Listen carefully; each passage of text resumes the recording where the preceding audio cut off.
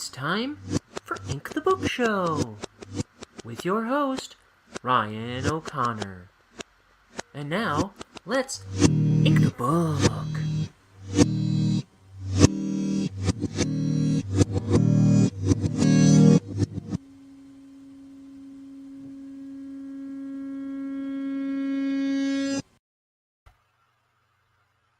Hello. It's me. Hey, everybody. It's your old pal, Ryan O'Connor, here on Ink the Book Show, my daily comic drawing show, where I'm inking my first graphic novel. I'm learning by doing, or figuring it out. Today, I'm doing page 99. We're going to ink that up. And then,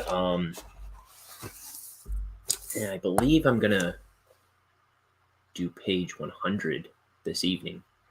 But we'll see how the day plays out. Hey everybody. So my comic is called Bonehead. The titular character is not on this page. Let me see. We've got him.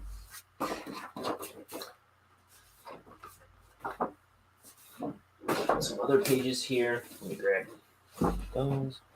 Okay. So Bonehead, the title character. I was digging through some stuff. I found the first drawings of Bonehead. Come look.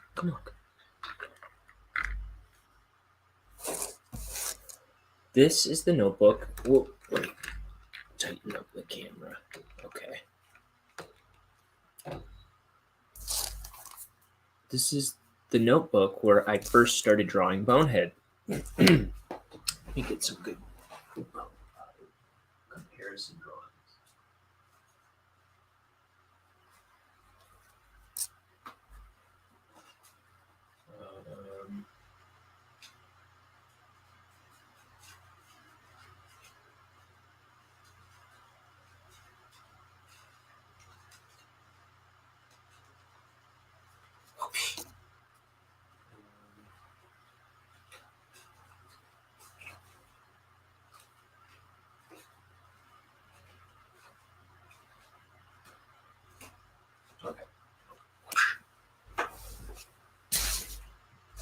So, this is my character Bonehead from my graphic novel that I'm working on. And when I first started drawing him, I was going through some old drawings yesterday, but they weren't the first drawings. So, I was just talking to my buddy today, my buddy Ben, who was the one that kind of asked if I wanted to help him with a school project when he was in his game design classes. And he was the one that asked me if I had any character ideas for a video game level design. And I got off the phone with him, and the first thing I drew was this little guy right here. And in fact, this is the first drawing of Bonehead ever. And what was going through my head at the time was, like, how about a skull character with big buck teeth? Like, now I guess I was probably thinking of like Timmy Turner or SpongeBob. I tend to do big buck teeth a lot, though. But I think that was because when I was in first grade, I'd already gotten my two front adult teeth grown in, and they were like bigger than the rest of my teeth, so I looked kind of goofy. And then there was always this big gap between my two front teeth, and it was something I was always self-conscious about, but it kind of like just showed up in my drawings a lot, I found. at least come like my college years and ever since, the buck teeth thing kind of always kind of creeps into stuff. But so these are the drawings, and I wanted him to be like kind of like a shape, I think, is what I was kind of thinking, like kind of like Matt Groening, the creator of The Simpsons. He always had like a he was always keeping the clear silhouette in mind. So it was like when you saw this character, you would recognize him right away just by the shape. Like if you only saw their shadow, you would know that's Bart Simpson, that's Lisa Simpson, that's Homer Simpson, or like that's Mickey Mouse, that's Timmy Turner, that's SpongeBob. Like you would recognize them by their silhouette alone. And I was thinking a lot about that at the time. I was saying yesterday that the characters I was working with previously, I was always trying to like cook up a comic book idea or a cartoon idea at this time. And I'd been working with some characters that had like very elaborate like pants and shoes, and I felt like it always took me forever to draw them. And so when I was like making him up, I was like, well, what if he's just very simple, very graphic? And then I was thinking about there's a show I really liked growing up called Rocko's Modern Life. And so you might recognize him there. And then the creator of that show, Joe Murray, he went on to create another show called Camp Laszlo. So this is Laszlo, and all the characters at the camp in the show, they had these like black pants that bled into their black shoes, and I always thought that was really simple, and I mean it's really simple, and I thought that would be like good for like making a real iconic, simple character, quick and easy to draw early on. So yeah, these were my first drawings of Bonehead. And as I continued drawing him, you'll see his head started out kind of round and short, more skull shaped, I guess. Like I don't want to draw on this, but it was starting to take more of a, like he was starting to get like a little tinted dome to his cranium. And I don't know if that was inspired at all by Invader Zim. I don't think I was thinking of Invader Zim at the time, though it's probably it's a little likely because I was always a huge fan of Jonan Vasquez, and that kind of always occupied my mind. But I remember what I was really thinking about, like I said, the matte graining kind of like clear silhouette idea, where like you wanted to recognize your character just by silhouette alone. Like you would recognize them like instantaneously, like when they come on the screen. And I saw it somewhere in here. Yeah, here.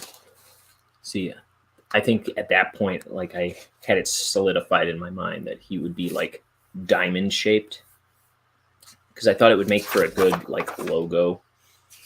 I think in the other notebook I showed yesterday, I don't think it was this one when I was looking through it, but I think in the notebook I showed yesterday, there's like a bonehead with skull and crossbones.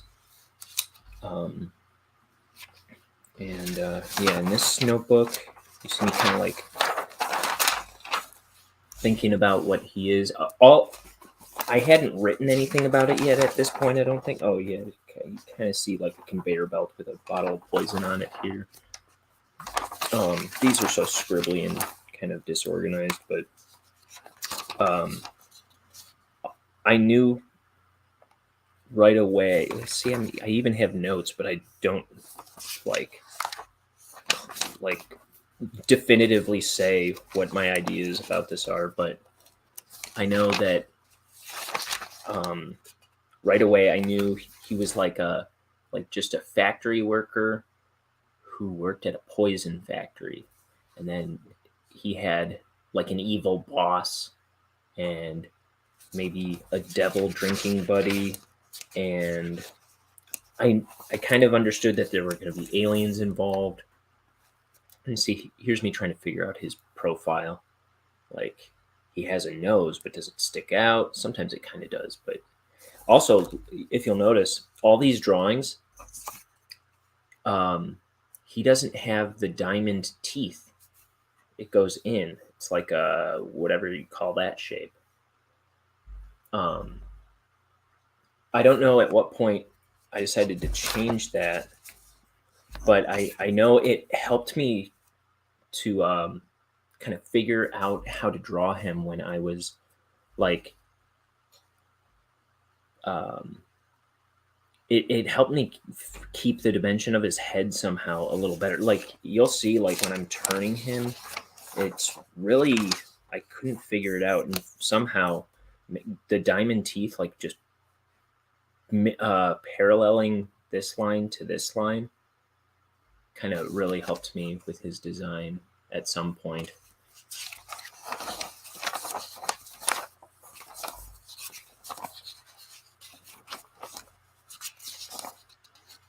Let me see. Here he is falling into a.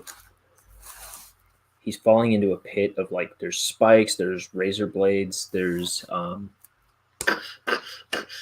like mallets or something, and fire. This was a sandworm. I found this guy was like impossible for me to redraw or turn in space, and I did include something kind of like him in the book that I'm currently drawing, but it's the design is different, and it's not called a sandworm because sandworms are in Beetlejuice and Dune, and I wanted to give it a different name, so I called it a trap worm with 2 P's. I was like, no one is going to have trap with 2 P's.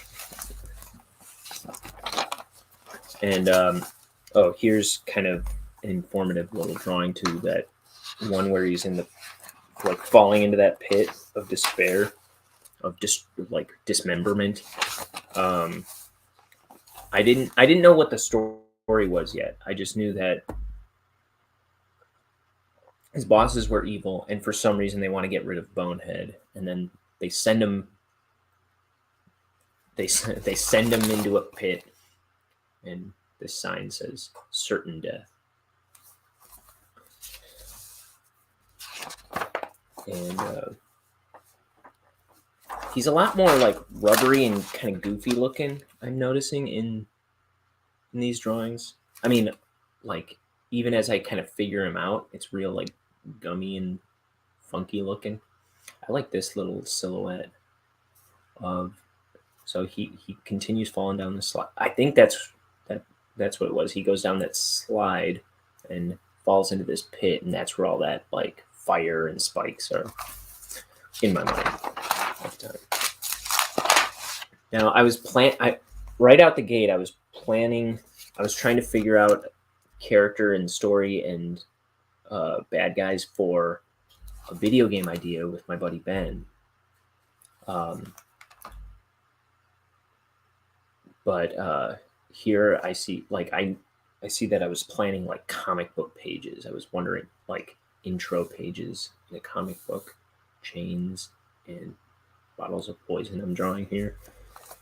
So I was already thinking in 2012 about how this might be a comic too, a little bit. This is the first drawing of Mr. Shivers. Actually, I think this is the first drawing of Mr. Shivers. He's just got a big smiley face head. And then, I mean, that might be. And then I really like this look, the really tight hair, and I think this works really well. probably better than what he looks like in the book, almost. I like that a lot. But I knew he was Mr. Shivers right away. And I knew I wanted him to wear a smiley face mask, and that he wore it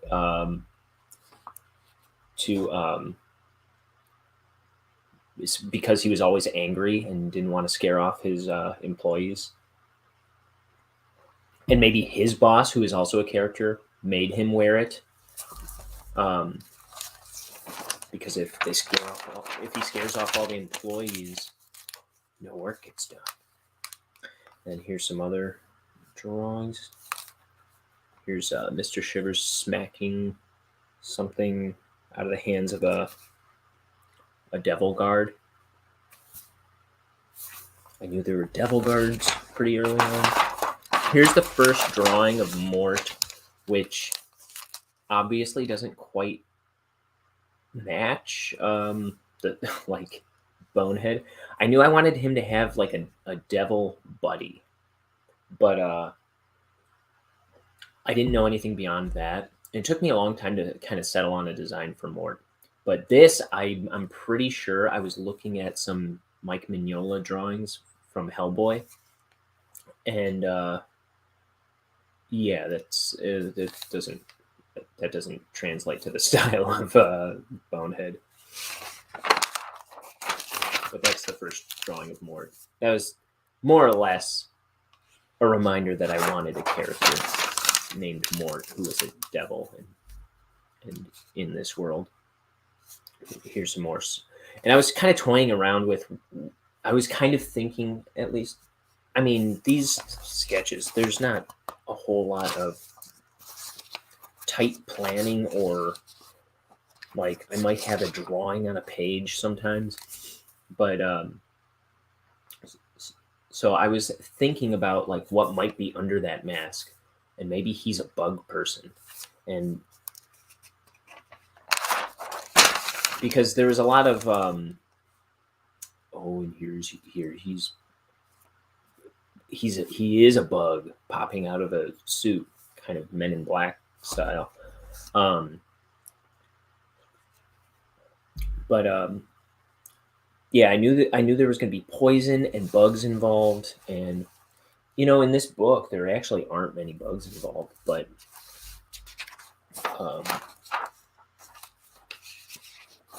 there's some sandworms. But like I say, I was always struggling with how to turn it in space and make it look as cool. I kind of like this drawing. I think I did no, I didn't. I did do a digital version of the first drawing of the trap one. Ooh, that looks even better. I just traced this. Tightened it up. Oh, look, it's a drawing of me and my roommate 10 years ago. Years before we were roommates.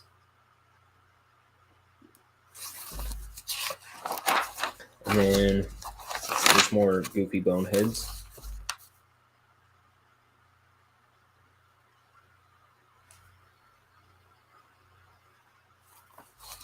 Why are his fingers so long and creepy? Look. That's all that's on this page.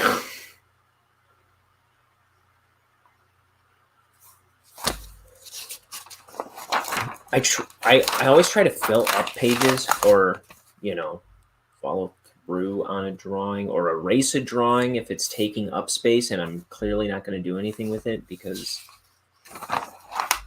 it's a little squanderous.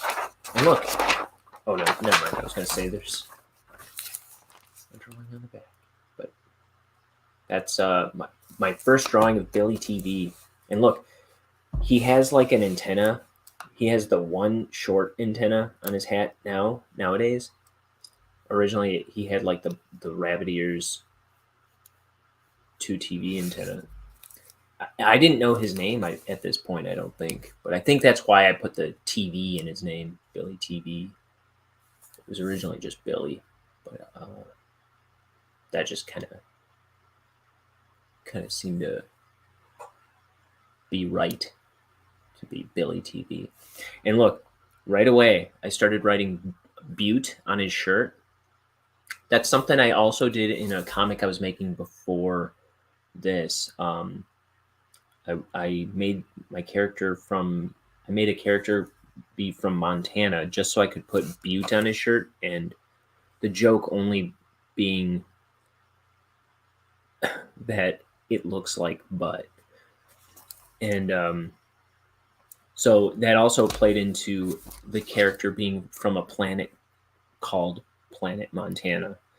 And in this book that I'm making now, I didn't know how to connect the fact that he's from a planet called Montana and is wearing a shirt with Butte on it, which is in the Earth, Montana. But I did come up with an explanation in this book for myself. And here's some kind of like an early, real sketchy drawing of Bonehead's factory early on. So what does this say? It says washing, corking, labeling, boxing, and then there's a bunch of boxes going down here.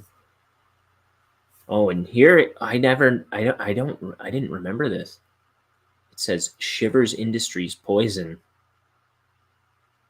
I don't remember ever calling it Shivers Industries. But here you see Bonehead. I can't quite tell what he's doing in that drawing. Here's an alien. I think aliens were part of the world. Here's some kind of guy with a bunch of eyes and a big black nose. Here's a real cartoony looking devil guy, kind of almost Hanna-Barbera-ish. He's holding a bunch of bottles of poison. Here's some kind of inspector slug guy with just a chart. And yeah. So I think this is when I like kind of realized like I kind of want everybody to be something, but I didn't quite know what the rules to that were. So in the world now, like there's a lot of devil characters. There's a lot of there's a ghost character. There's skeleton characters, and then there's a lot of like animals. Like there's a lizard guy that'll be in the background. There's roach guys that'll be in the background. There's a rhino. There's dogs sometimes. But the one thing you won't see in Necropolis, where Bonehead lives, you won't see aliens walking around. But as you might have seen in the past couple days, there was a new character I drew into the comic who is an alien. It was Billy TV. But I needed him to be unique because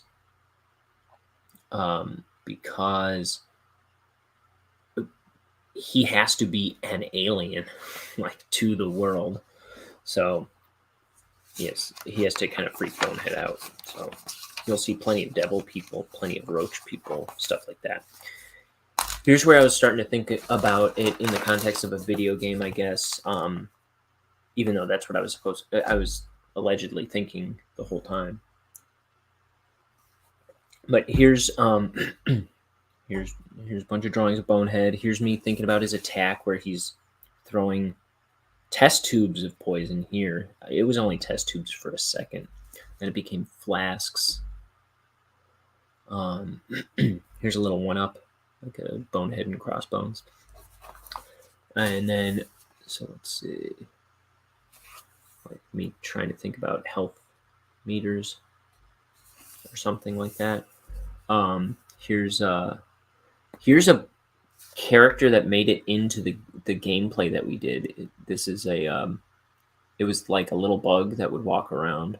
I animated this drawing. I like traced it in Adobe Flash back in the day. And this guy, I made a walk animation for this, and he would have these like little wings that would flutter like, and then like as he walked on the ground, and then every once in a while he'd just like chomp, like real big and scary. And I think I used this actual drawing in Bonehead's actual jump animation in the gameplay that we did. Let's see. Some bad drawings, notes. These are just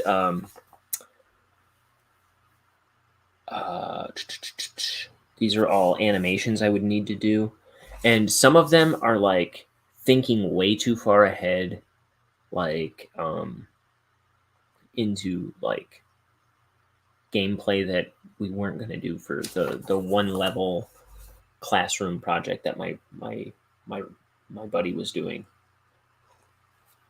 But I did do a lot of these animations. I did an idle standing animation. Let's see. I was just making a list of all the things I might need at least. So a run animation, throw poison straight, throw poison up, throw poison down, jump, climb, pause. I don't know what that means. Like climb, but maybe when he's not climbing something, pause. I don't know what I mean by pause. Running headbutt. That's a cool idea. I like that. We didn't do that. Throw head. That's interesting. I don't know if Bonehead can take his head off, but that's interesting. But then again, it's throw head forward, throw head up, throw head down. Crouch, crawl. Oh, okay, so if you like in some games, like you can crouch, and then if you move while you're crouched, you crawl. Horizontal climb, pain reaction. Oh, like if he gets hit while he's climbing. Pain reaction in general. Pain reaction from a bee. So I was thinking of like different types of getting hit from different characters, I guess. Climb, horizontal, poison throw, death animations, multiple, idle animations, multiple. Oh, I think so. So I think there I was thinking of like multiple idle animations. I think I was thinking of like in Earthworm Jim, which I was thinking about a lot while I was making this, or while I was doing this with my buddy. So Earthworm Jim, it's like he would have the standing kind of bobbing up and down animation, but then if you left it idle for a while, he would start jumping rope with his head, or he would like twirl his gun on his finger, and then like it would stop and blast his face, or it would just do different things. Same with Crash Bandicoot. Like if you left him idle for a while, he would just do different things. And every once in a while, you'd see one you'd never seen before, and you'd be like, "Wow, I didn't know he did that." And then Bottle Smash. So I did do some of those animations, not all of them. And there might even be one. Oh, like I like a death one. I did a death one too, but wasn't on that list. Here's a logo that I believe I used in the gameplay thing that we made. Like I cleaned it up and did a digital drawing of it. See, I think that's part of the reason there are so few like clean drawings in this, is because at the time I was using Manga Studio to like do a lot of my drawing back then. So I would just I would just do loose sketches and then clean them up. So here's my my first pass at Bonehead's run animation, and I just did a gesture without the head. I did a gesture of all the frames I would need. So it looks like it was an 18 frame run before it was back to the beginning. And then I tightened it up. I literally just traced those over those frames, it looks like, and put Bonehead's body to those poses. And then I know that I scanned this and brought this image into Flash and then traced the one frame, then moved the photo of this till it lined up, and then traced that one on the next frame, so forth. So then I had run.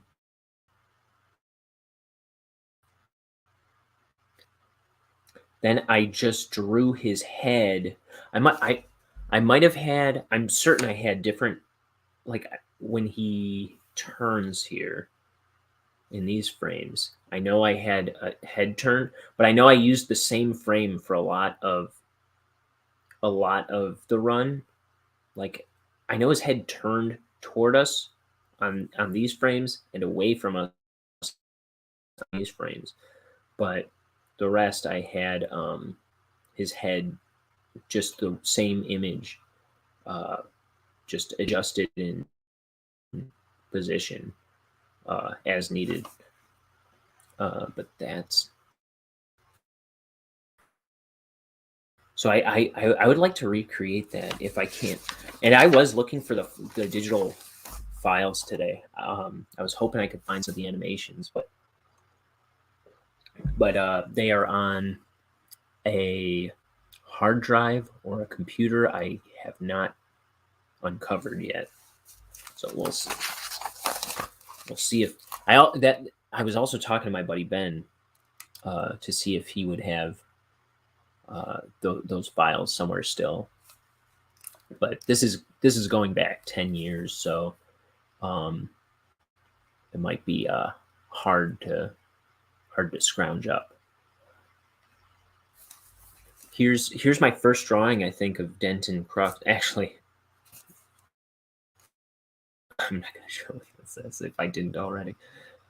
I knew I wanted a skull and I was thinking of doing a skull and bones guy and skull and crossbones guy to be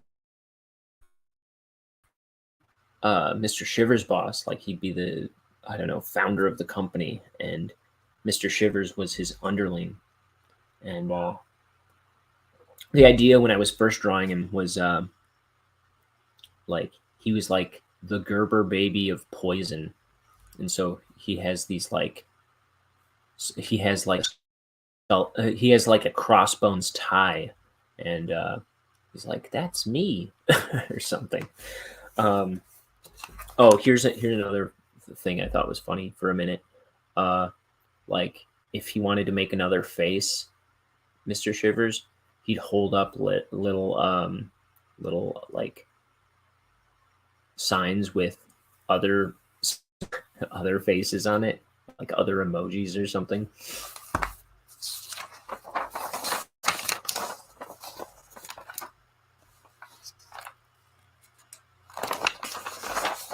Oh, this is actually a drawing my buddy Ben did, real quick. We were thinking of other characters. Oh, and that reminds me. Denton Crux's first name, before it was Denton Crux, was D.K. Bonaparte.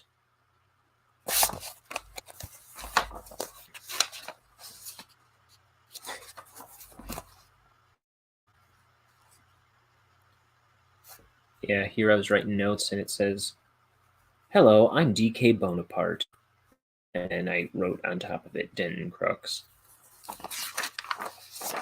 Here's some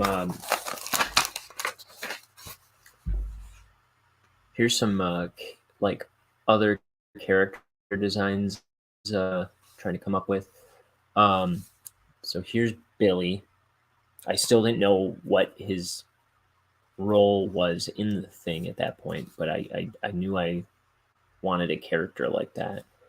And then here's some other guy whose design I really like. I like how like rubbery he looks, and he would fit in the world, I think, still. And I really like that he's simple, he's cool, he's just some kind of alien guy.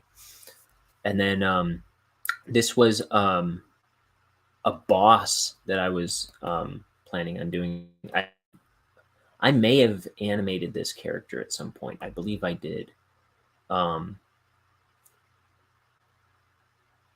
But I don't know that I'd ever be able to find it or even play it in like the old Flash files. Maybe. I think there's ways to. Actually, yeah. One of the laptops I was just looking through, it was able to play old Flash files. So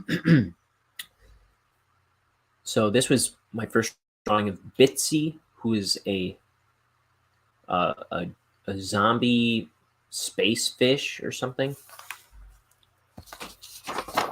And here I was trying to come up with different names for it. Monstro, Big Beluga. I settled with Bitsy. And here's Bitsy normal. Here's Bitsy jumping in the air. And here's Bitsy splatting on the ground. Splat.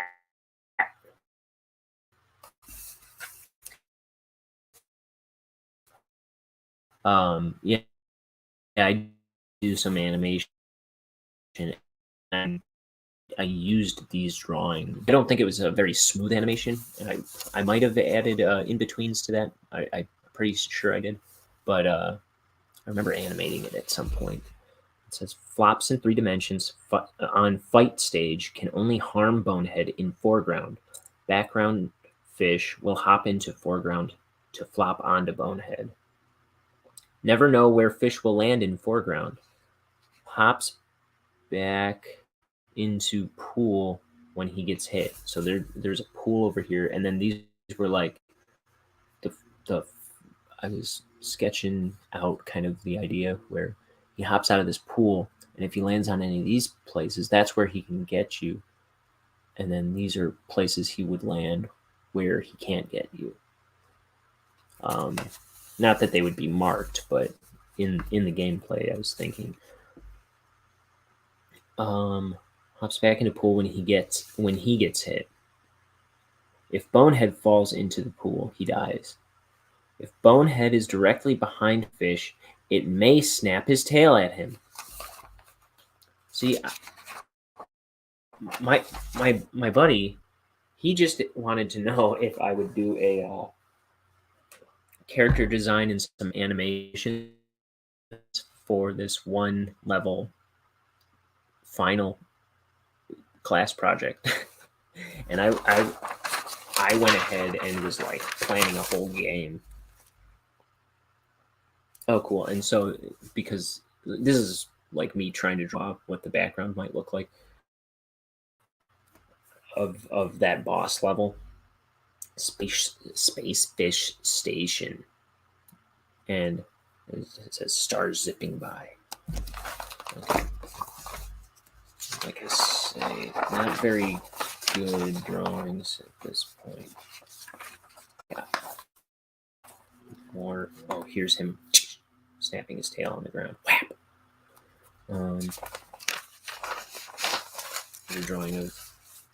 Real rough drawing of Denton.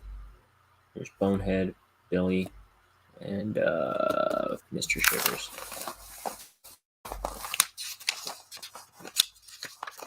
Kind of like that. Not a good use of a notebook, though. Very scribbly drawings, very like spread out drawings,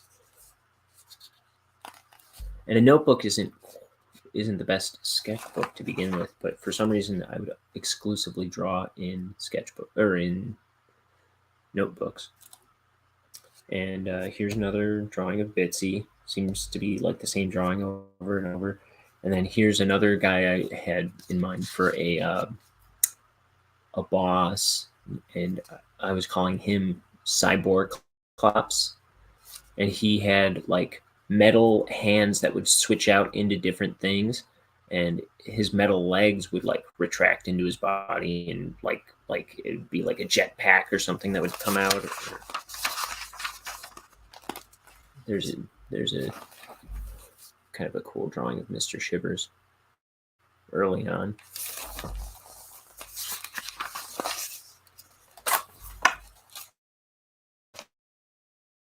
Here's Cyborg Clops gliding along with like a jet propulsion or something.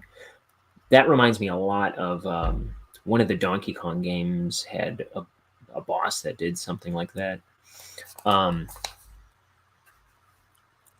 Here's like look at that.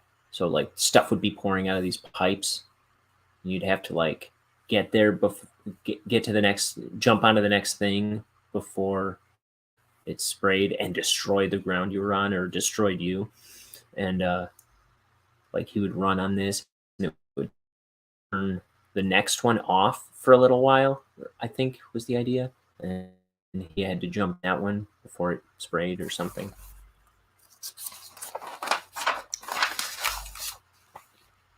This one, I think, is a ripoff of an Earthworm Jim level that I never actually played, but heard tell of.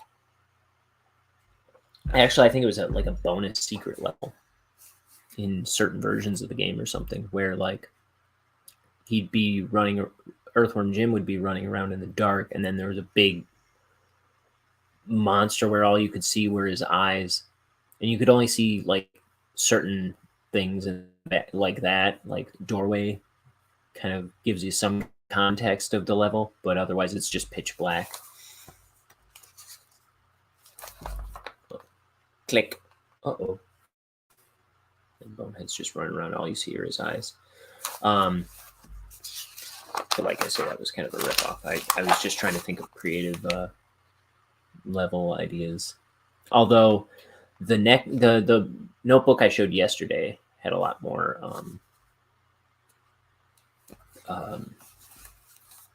ideas written down or drawn out in it.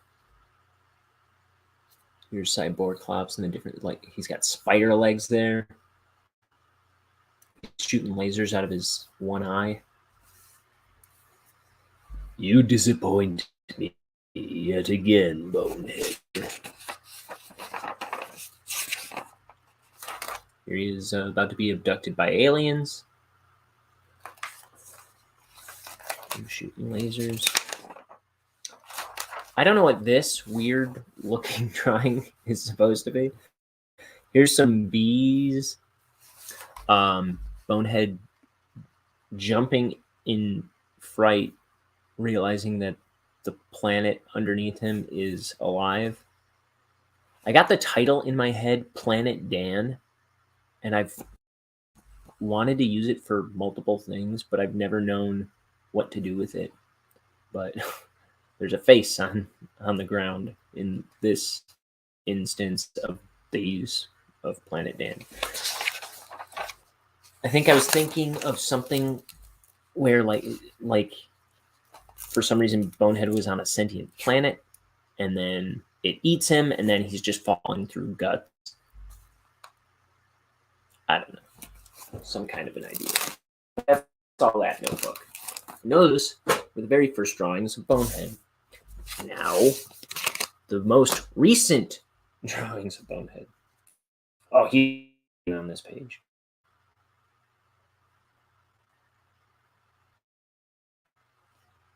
Rip off.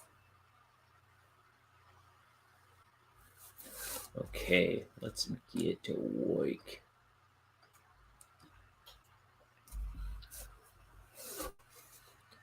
now I'll probably clam up for the rest of my life.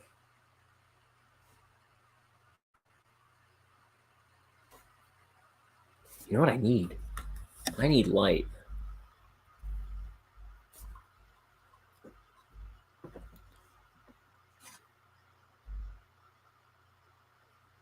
And God said, knock it off, you dingbat.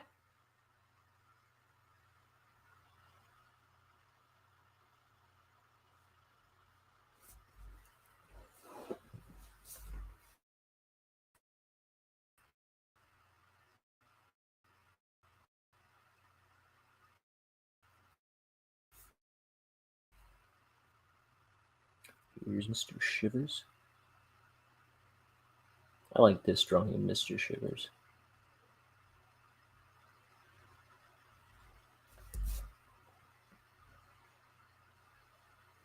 I like this drawing of Nearman over here. That's cute.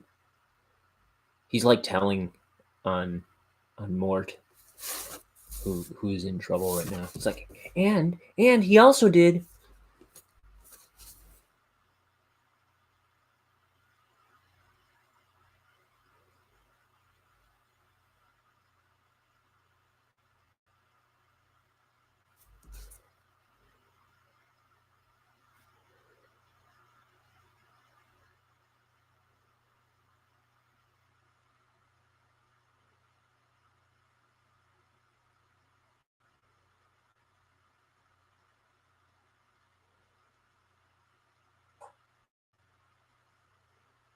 So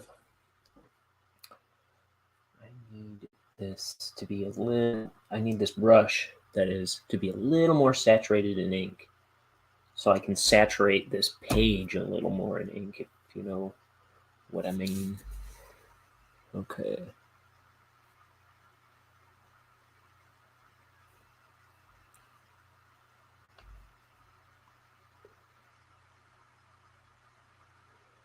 So, not the most impressive backlog of drawings. I mean, I guess that's what I was doing when I was 24. I drew better than that. I had I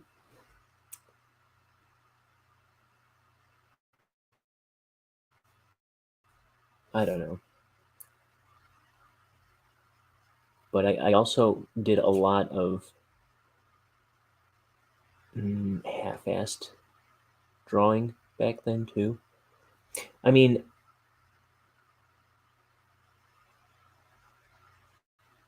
I don't know. And that was that notebook right there. That was me really excited about something.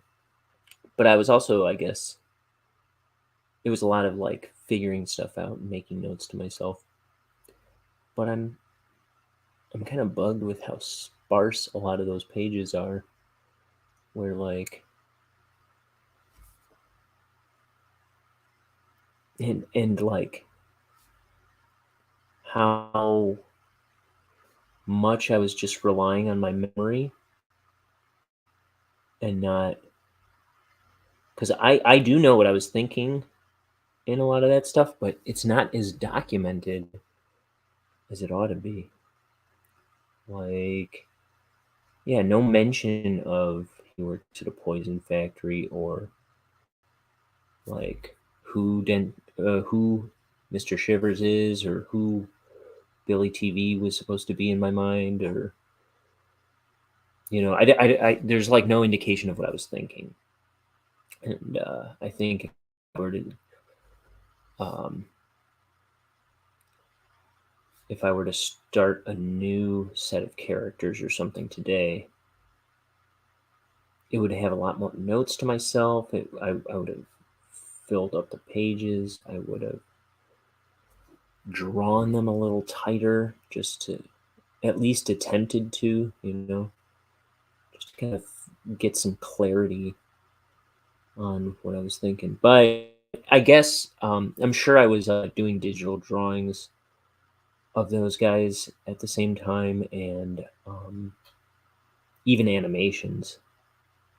So I don't know. And those I know I was doing tighter than that.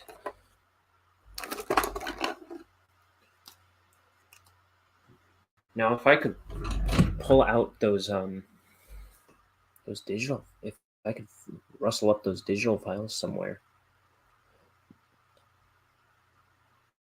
and only should I have them on a computer somewhere, I should have them backed up somewhere.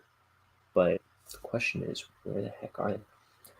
I had a bunch of Dell computers in a closet here, and I was just trying to like run them all and see if I could find anything. One turned out to belong to my sister, who I only remember using Macs, and one was just like totally dead. But that one doesn't look familiar to me, so I don't know if that one was ever mine either. I do have one old laptop here that has like the earliest animations and like storyboard, or what do you call it, animatics of my Bonehead cartoon, like the pilot cartoon type of cartoon that I made.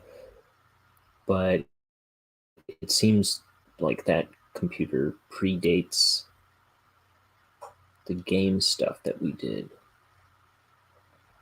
by, can't be much either. It'd have to be like a year or two. But at the same time, I'm surprised that I wouldn't have transferred that stuff to that laptop even. So I don't know. I'm afraid it's lost to time, but I'm going to keep looking.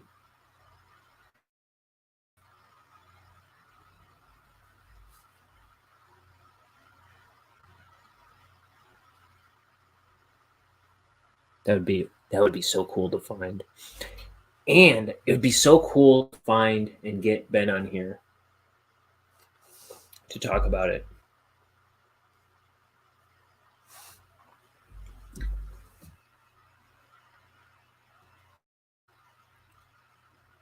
Because it was like,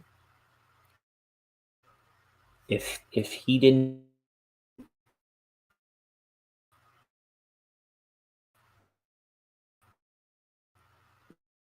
project, there probably wouldn't be a Bonehead. I had other characters I was working on at the time, and I think even in this notebook, let me see.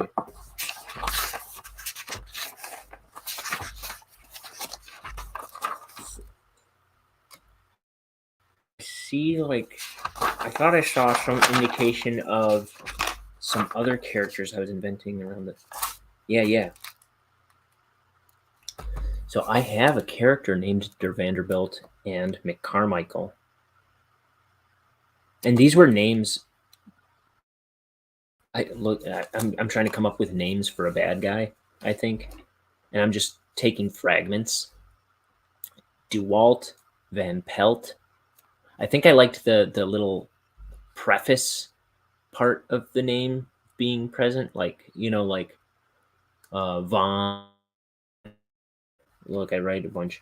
Mac, Mick, Der. I don't know where Der came from, but Der Wiener Schnitzel, which is a word, not a. But Van. Here I wrote Fink. Here I wrote Salazar. McCarmichael, Der Vanderbilt, von Ivanov, Archibald, Carlisle, Barclay. Now, von Ivanov, Der Vanderbilt, McCarmichael. I don't think I was coming up with names for a bad guy character, actually. I think I was coming up with names for my circus characters.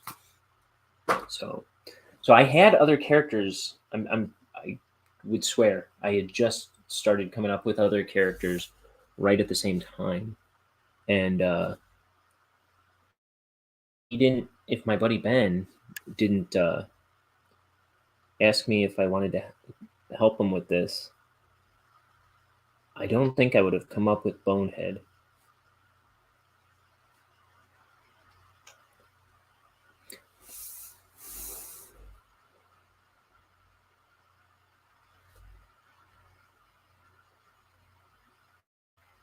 And so, and also, like the first person that I kind of like ran a lot of my ideas about Bonehead by.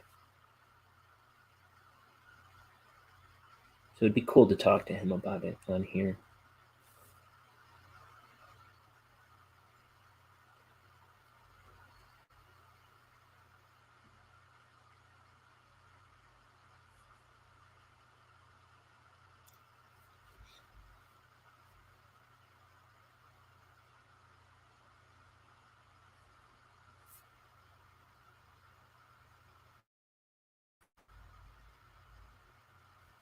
Trying to throw down confident lines, which so far I'm doing better than the past few days.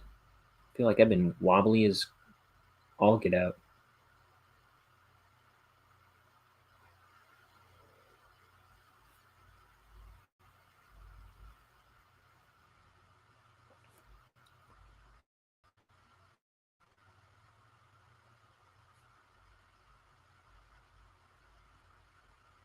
And again, I'm on my first cup of tea today.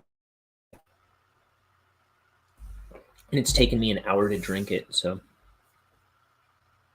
that might have something to do with it.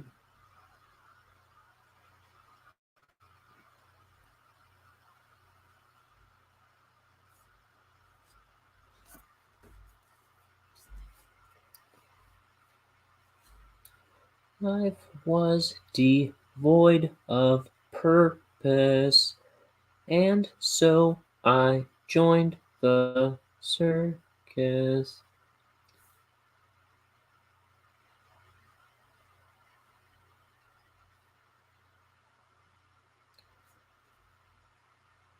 Wearing an expression of optimism.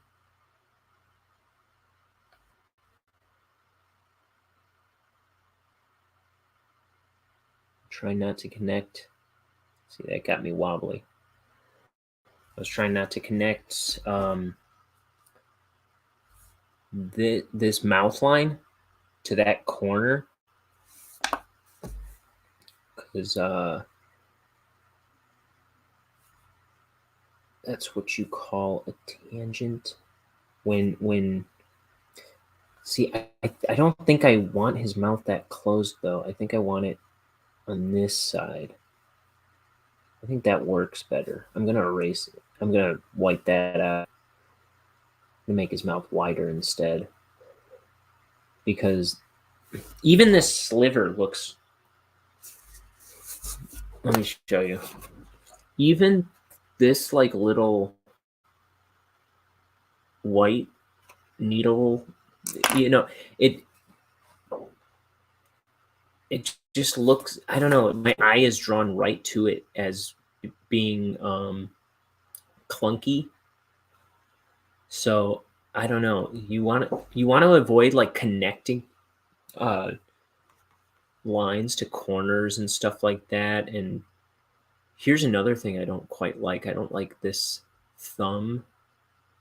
Like all three of like this and this all come into a point right there. I might do something about that. That's kind of tangenty. Where it just draws your eye to it, and it kind of takes you out of the flow of the story.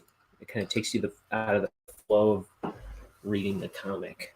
So I think I'm gonna do something about that. It draws your attention to the wrong kind of thing. It's like a little visual argument.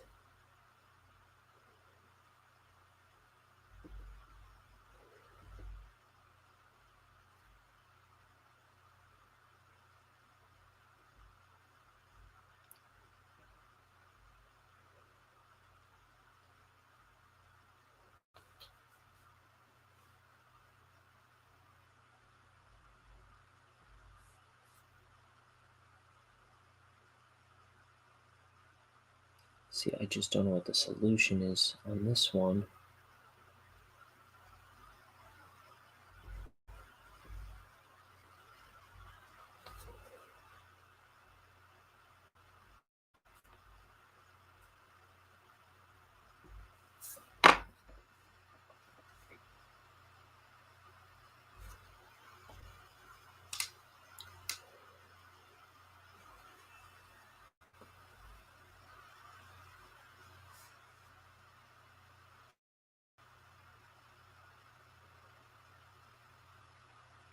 You want to leave an impression, you want to express an emotion, you crave some attention. And for this transgression, you'll be repaid when you fall and you fail and sink into depression. Pardon my singing.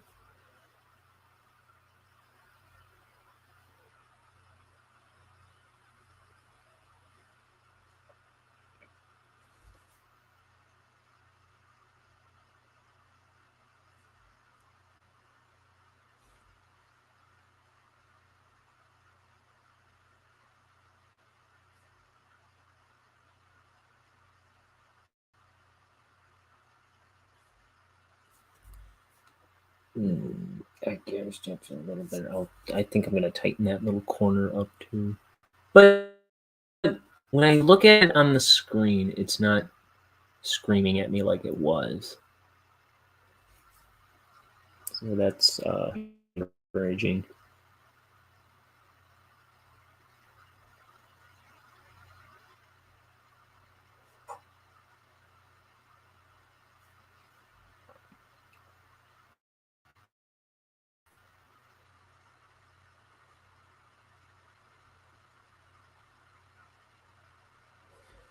And let's see. No.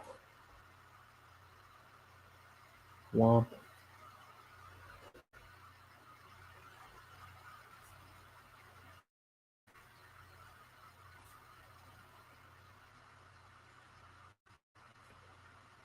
And sometimes I'm better than other times, but I'm just always looking, I'm always trying to call myself out on things that aren't working on the page, like as they are. Like, for instance, his mouth kind of conflicted with this in front of him. So I wanted to go small, but that didn't look right to me either. So, but when I made his mouth bigger, I think it just served the drawing better. And I'm not always good at figuring a solution right away. I'm not always good at identifying problems, but I'm always trying to think about what might be something I should address um, to make a more successful page.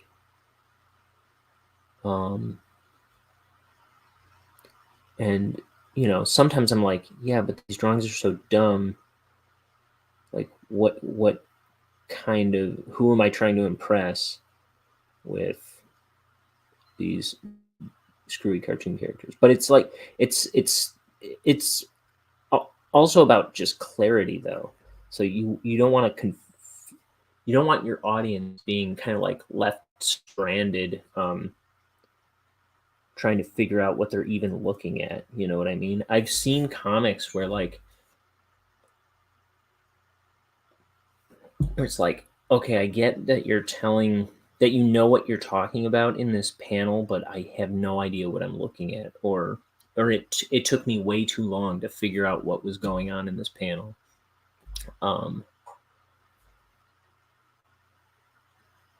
And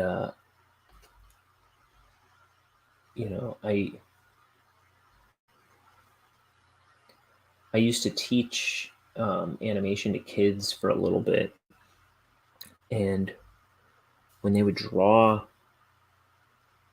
uh, when they would draw something like not well, and I would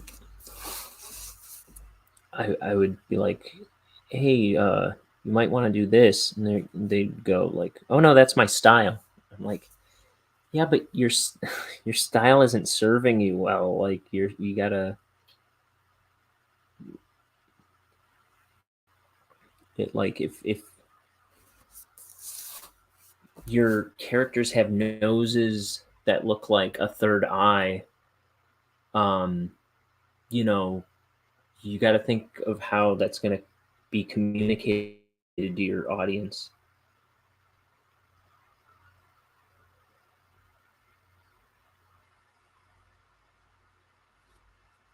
because I remember like I have some characters that they have like big protruding, like almost like duck lips. It's kind of like Ren Hoek lips, actually.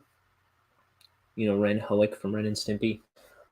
He always had the kind of like uh, kind of just like ba, ba, ba, ba, or like I had some characters with lips like this, and I remember one time my aunt thought the upper lip was the character's nose, and I was like, well, then that's not quite working because these characters have no noses, but they have a big protruding lip that can be mistaken for a nose. So at that point, you gotta like kind of pivot and figure out how to make it uh, read as a mouth and not a nose. And it's like there were plenty of drawings um, where it's obviously a mouth, but if that's the only drawing they see, like on a poster or something, and it looks like it might be the nose, like you want to be able to make the right impression right away. Like I don't know. Does that make sense? Like I'm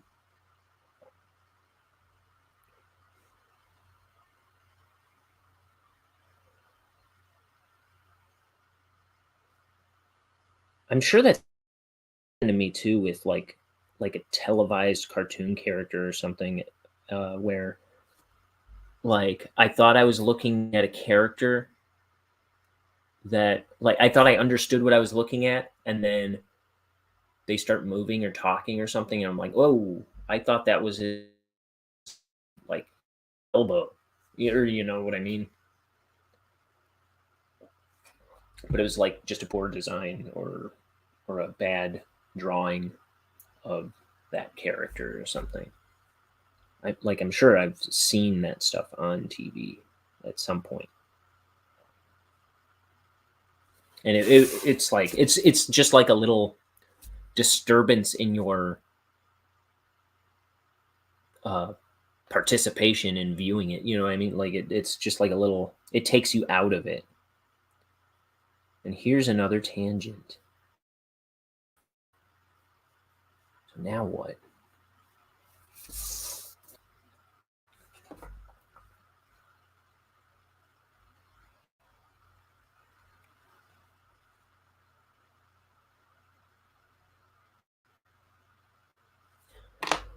And here's another thing. It's like I don't always see them when I should see them when I'm throwing down a line to begin with. It's like if I like I said on another show a while back, I was like, on this show we measure once and cut twice, because that always seems to be the case with me. But that's not the way you should do it. Measure twice, cut once. Work smarter, harder. That's never been my way, though. Not deliberately, just by default.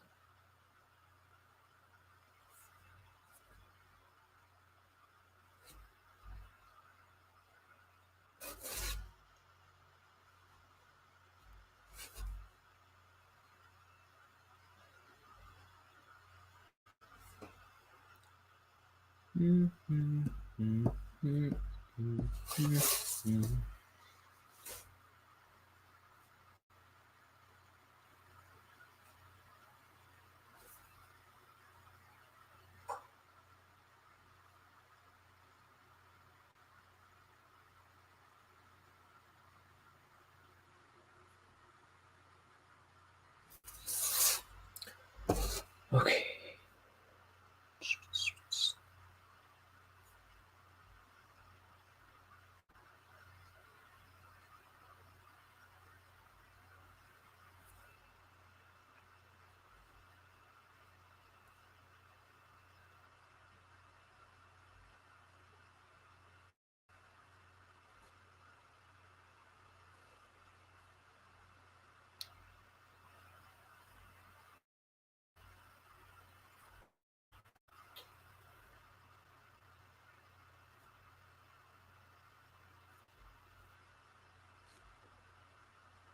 So here's Mort earlier with his $5 that Bonehead bribed him with to keep lookout. Because Mort didn't want to be trespassing after hours. Bonehead just kind of coaxed him into doing it.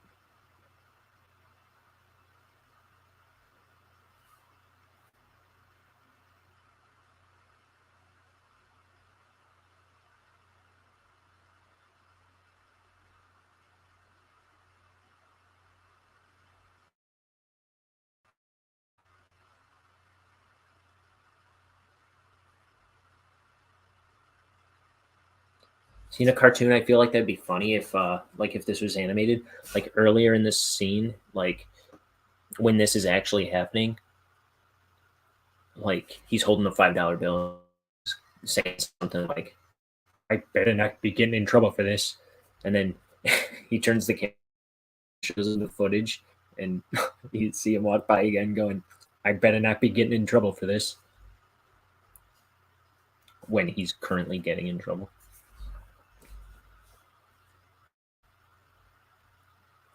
for this.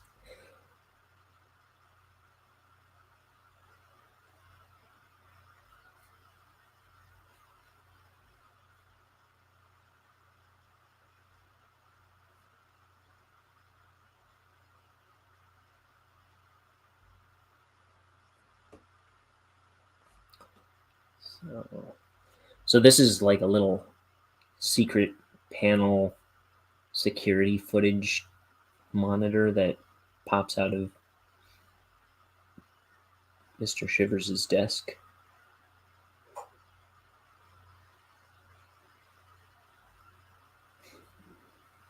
That's what's going on right here.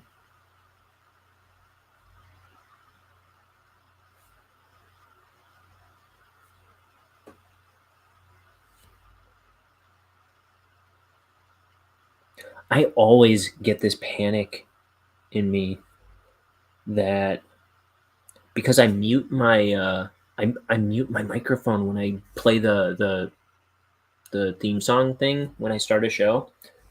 I always panic that I didn't turn the microphone back on before I kind of start talking. Of course, I always do. I always do. But then I always think about it like way later, like, oh, did I do it?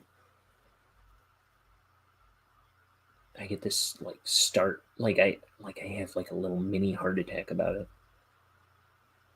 I was like, don't tell me I've just been going for over an hour with no microphone on. I think I only did it once and a long time ago. And it was only for like 5 minutes or something. I don't even think it was 5 minutes. I'm perfect.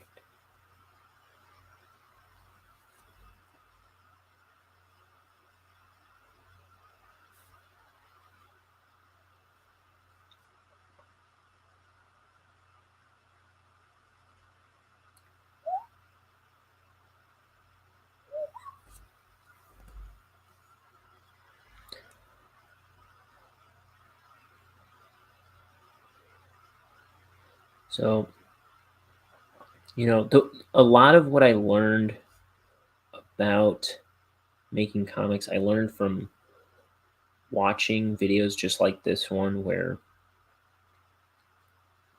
guys would like just talk about what they're doing as they do it. And I'm just trying to remember stuff that I learned from them while I'm just doing it. So I mean, a good bit of making comics or anything really, I think my big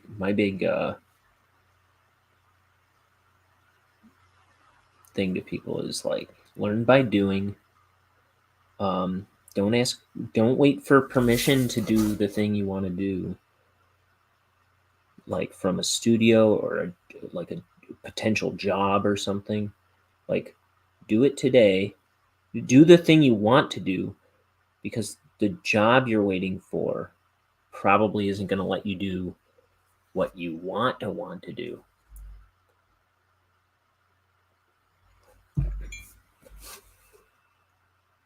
Like, do you think any studio in the world was just waiting to hire me to make Bonehead, when all I had to really show before I started making my cartoon and my book?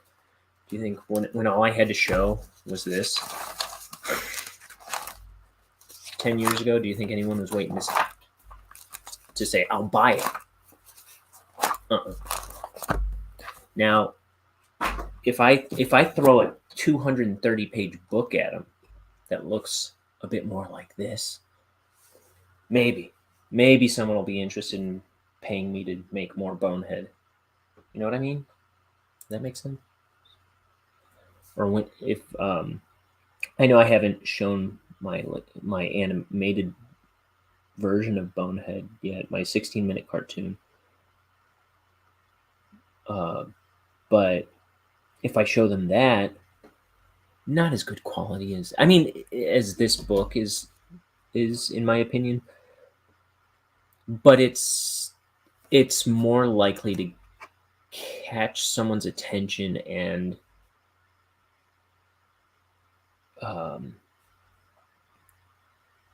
get someone interested in your property than a bunch of loose sketches and fragments of ideas. You know what I mean? Like, I think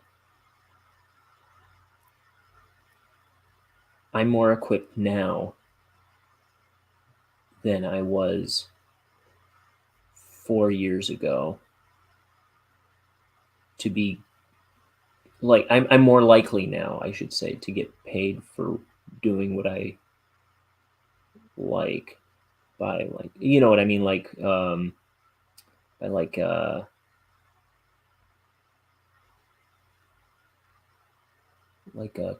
comic book, what do you call them?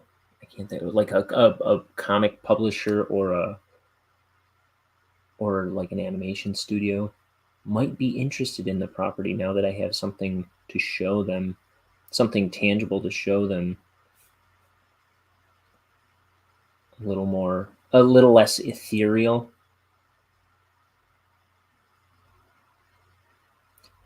So it's like, make finished work.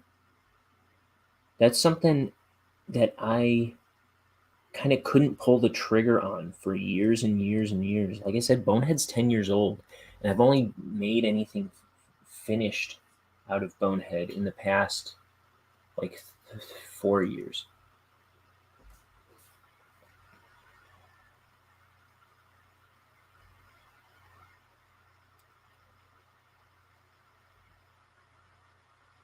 And I do this in the margins of my life. If someday I'm getting paid to make this, like, oh man, I'll be unstoppable. If I had 8 hours a day or more to work on my dream projects, you'd get like 2 books a year.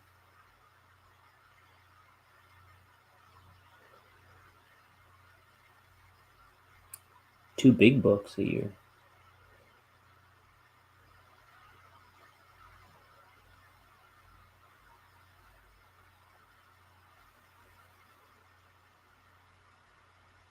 But I mean, all things considered, I feel like I'm moving at a pretty comfortable clip, moving at a good pace.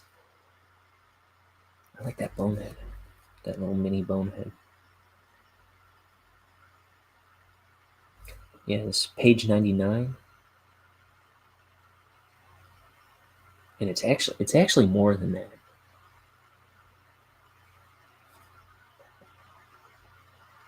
But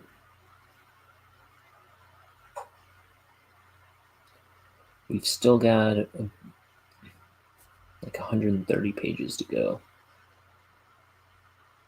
I don't think this camera should be number 7, but that's what I put on the last page. I don't think it really matters.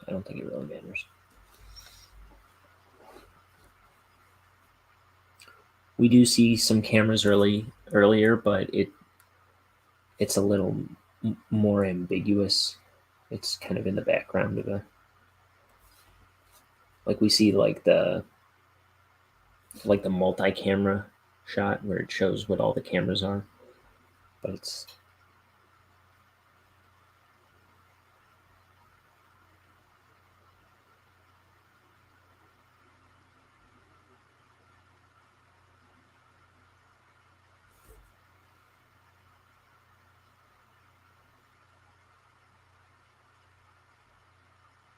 as long as it's consistent with the last page, I'm happy. That earlier scene, we don't care about that earlier scene.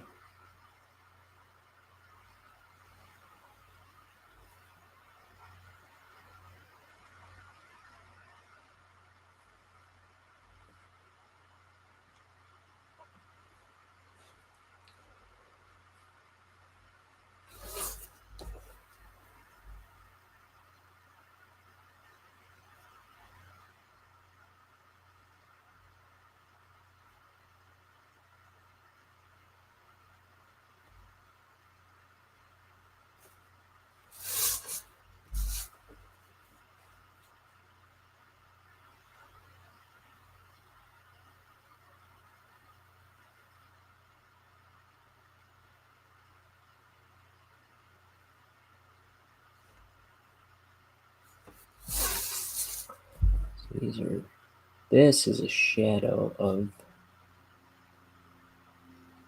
the little door flap.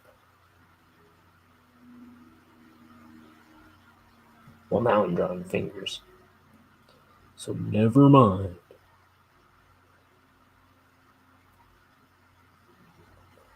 Okay. This is the shadow of the door flap.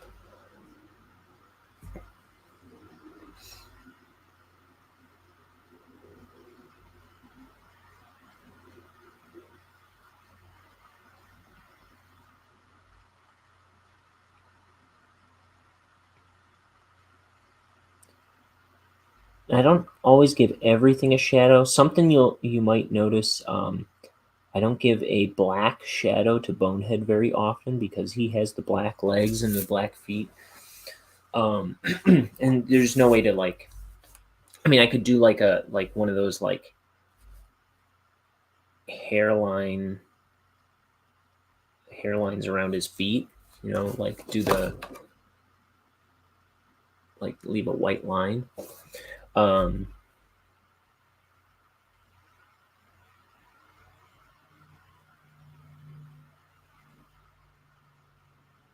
Something like that. But it can be a little ugly, especially if I'm doing it over and over. I feel for that particular thing, Bonehead's feet and his shadow, I believe my solution is going to be at the color stage. I'm going to do drop shadows under him, like just a darker version of the ground color underneath him. because eventually I'm going to color this book. And I have no idea how long that's going to take me, because I've never quite colored a project like this before. And this is so unwieldy, 230 pages. Yikes. That's the part of the process I'm most nervous about at this point. But that we'll cross that bridge in April or May.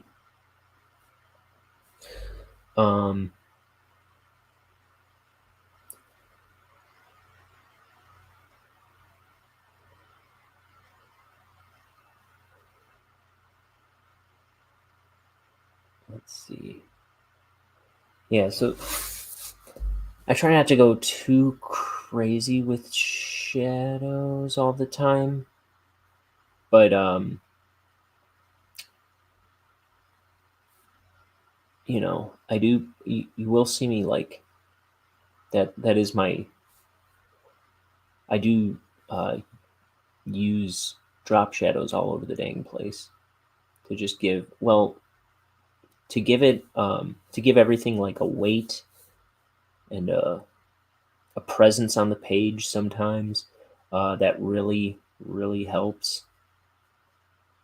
And especially in a comic that I'm inking black and white, like it really helps distinguish elements on the page sometimes, where and break up your page. So like these doors have my fear with these doors, the drop shadow on these doors, is it's going to look like an extension of this hole.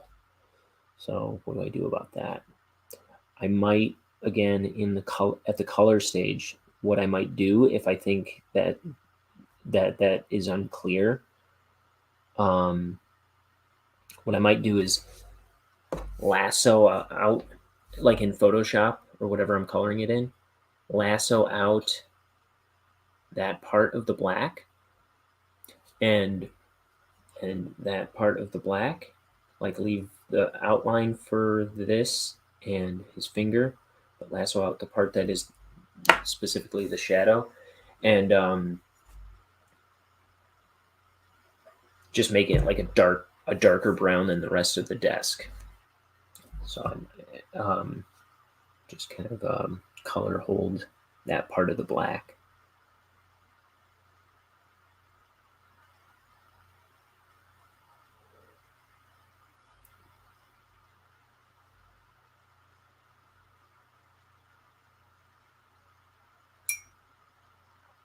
Okay.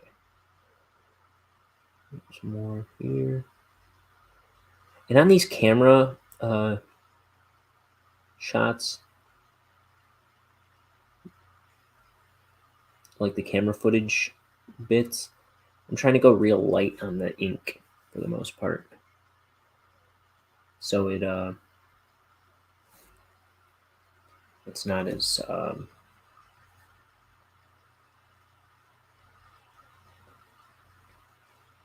like real as the rest of the lines. And I did go really light on these two lines, so I might make them a little less light.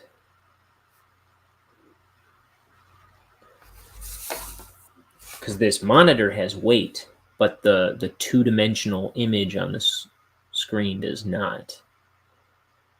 So it'll kind of set it apart from the rest of the drawing if I go lighter on that.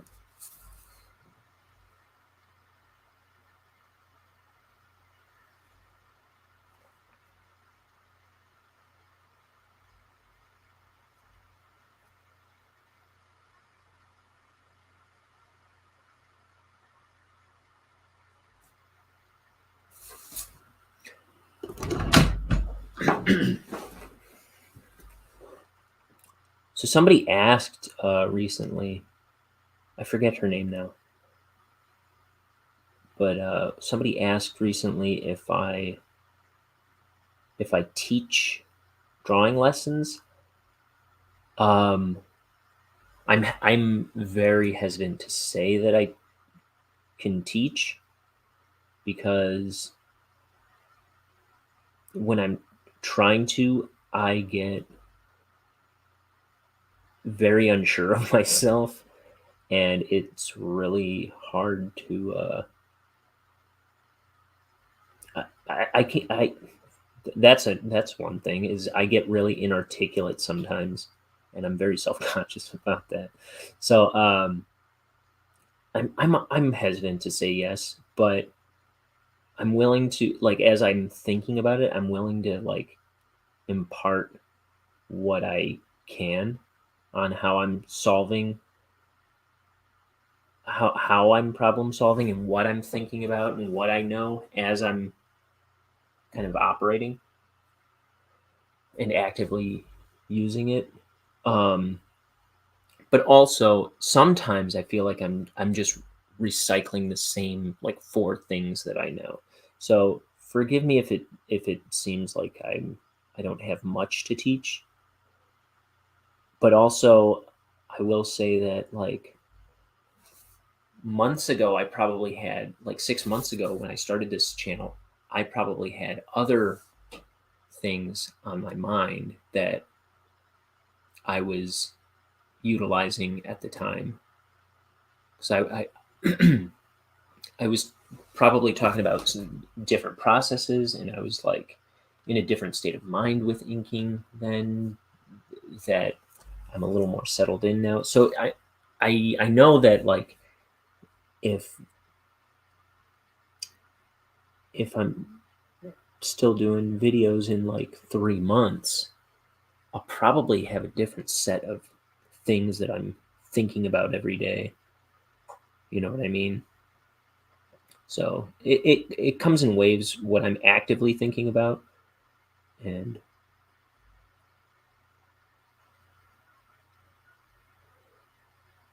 um, and I don't know. I can talk about what I what I'm utilizing and stuff, in my mind anyway. What I think I'm doing, I can talk about it, and I can answer questions people have too. But like I said, sometimes I get a little lost if it's not something I was um, actively thinking about already. I don't know. I get self conscious about how um, inarticulate I can be. So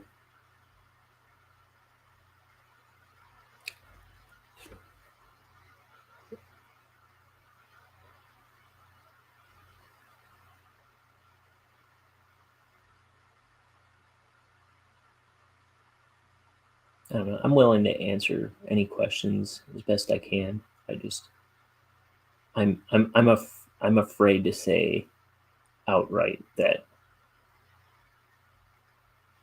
I I give lessons or something, or to offer lessons, because I might be a good teacher in a moment, or any given moment, but at any given moment, I know that the train just might fall off the tracks on that. I hope that makes sense.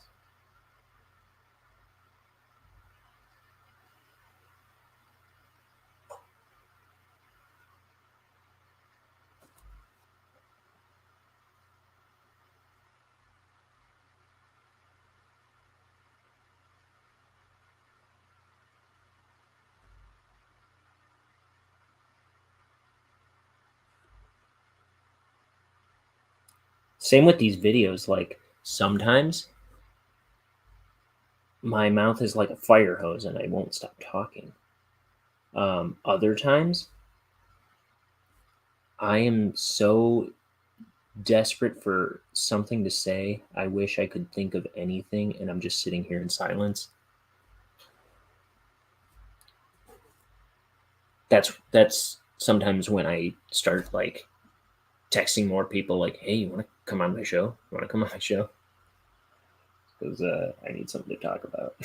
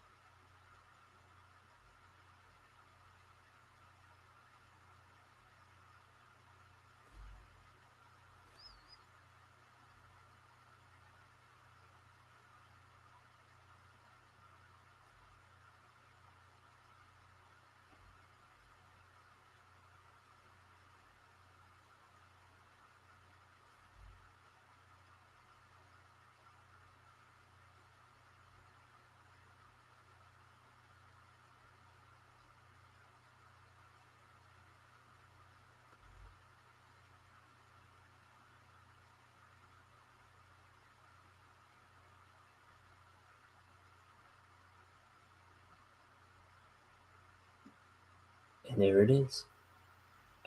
I clammed up. No, I was just getting lost in my drawing. I forgot I was putting on a show. So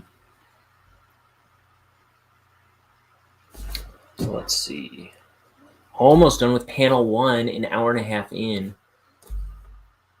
I mean, the first 45 minutes or something I was talking about, I was going through a notebook. So I guess it isn't that long, but I feel like I've been drawing this image for an eternity. I spent a whole year on just that line alone.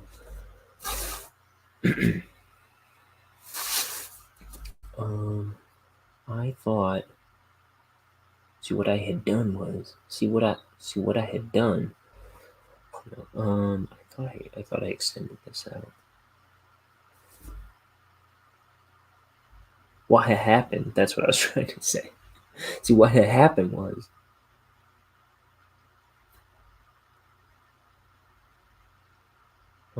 what had happened?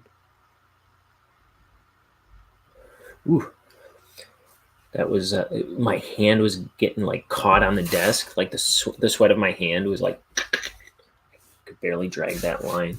So if you'll look, wobble, wobble, wobble, wobble. Let's see if we can. It's like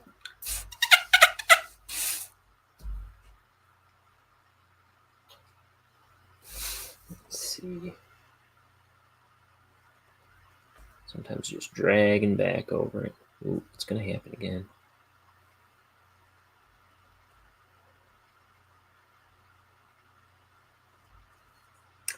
Well,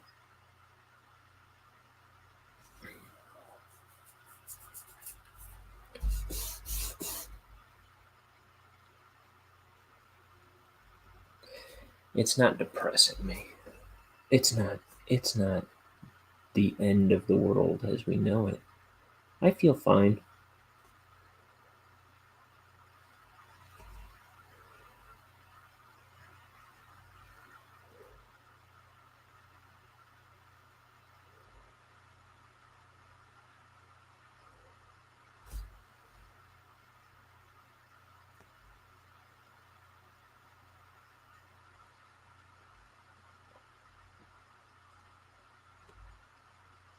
So today is the last day of January. 1 month down. 2022. How's everybody feeling about this one? Mine got off to a bad start, but oh man, that's right. That's why I missed a couple days this week, this month. I was trapped in a different place, but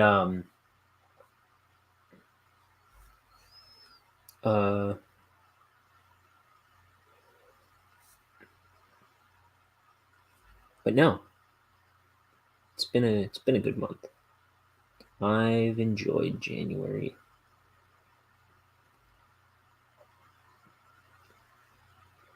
In spite of not enjoying parts of it.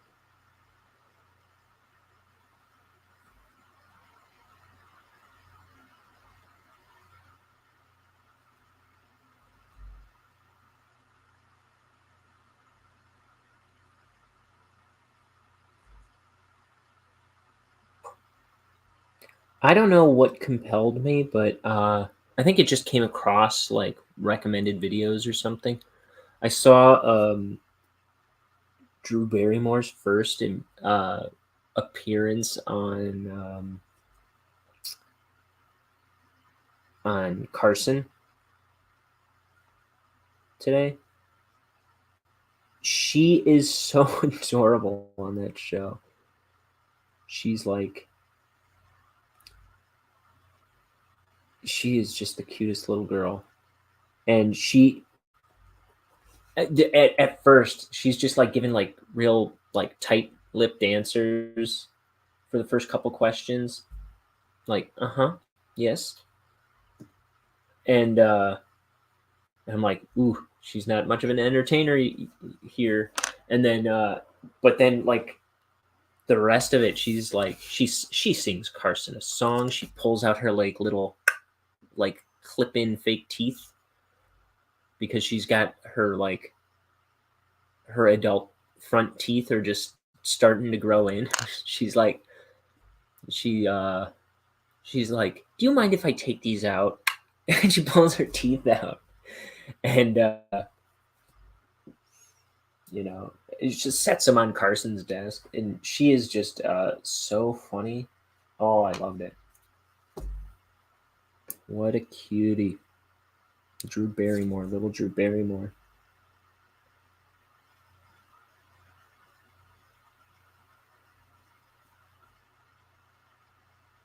It was right after ET, you know.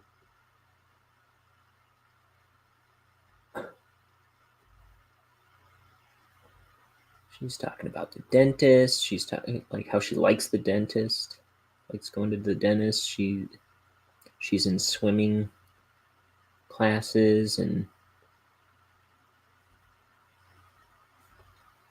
oh, so she's so wonderful.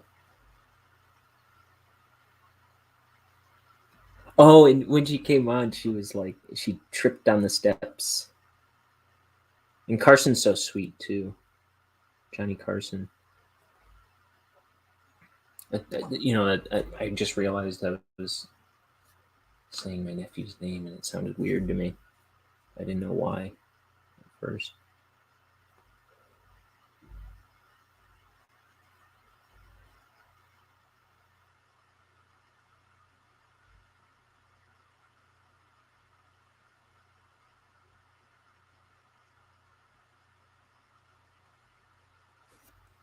Okay, is this one done? I'll allow it. See, I think I would allow for that to stay black, but I think I would do a color hold on this chunk. I think I'd lasso that out, this drop shadow, lasso that out in Photoshop, and fill it with a dark brown on the colors layer when I go to color it. That's what I'm thinking right now. Maybe that one too, just because that's I do think that I would want a drop shadow very specifically there, so I wouldn't remove it. I think it's fine that I put it there and colored it, but it doesn't speak what it's supposed to be to me as much as it should. You know what I mean? So I think I would do like a color hold on that when the time comes to color it. In fact, I can even leave myself notes. Now, who knows if I'll see this when I like threshold the page. Color hold on cabinet shadows.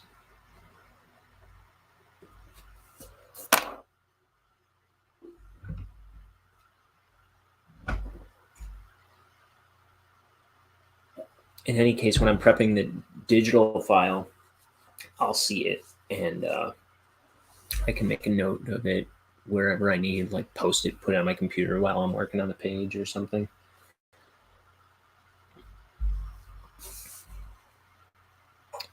Here, I'm going to make this the back of the shelf. So like this is the sideboard, goes to here, and then it meets the backboard. And that's going to go to black, I think. I think then I'll be done with this panel.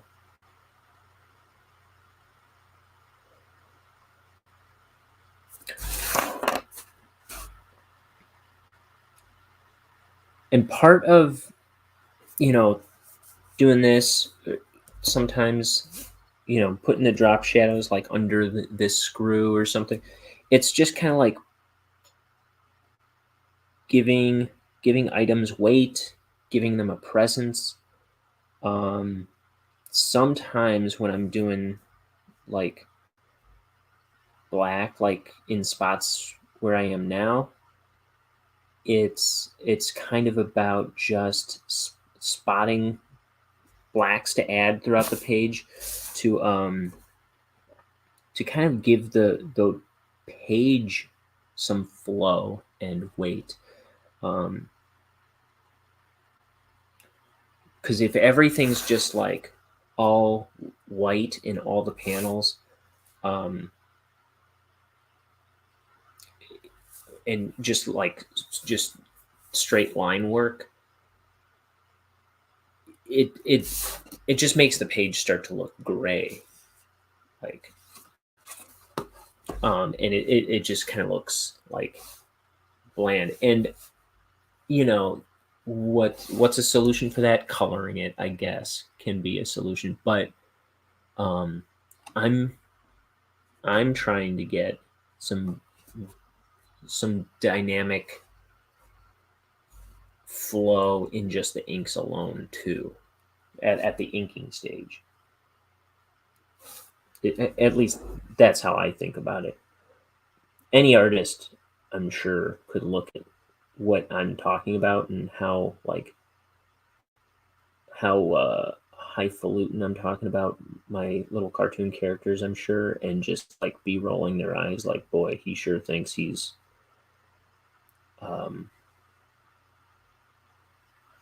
like, he sure thinks he's Gauguin or something. I don't even remember what Gauguin does, but he sure thinks he's it, as my mom would say. That boy sure thinks he's it. And well, I don't think all that much of myself, but I'm just trying to do the best job I can at every stage.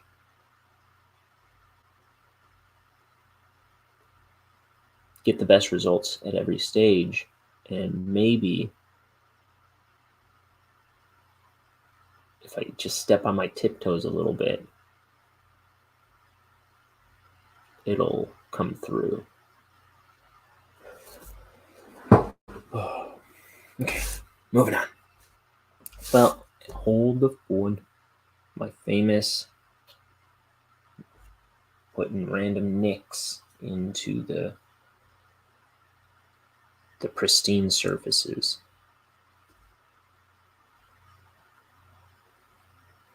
And there's a little bit of method to it, though I'm not adhering to it so very much right now. I'm also going to do under his arm, I'm going to throw a little drop shadow that connects to this one. And like, if I do a color hold on this shadow, I might leave like about that brush stroke. Like, I might leave a little loop that stays black. I don't know. We'll see. But his arm needs to have a little bit of weight too, you know, on the desk. I don't know how effective that is, but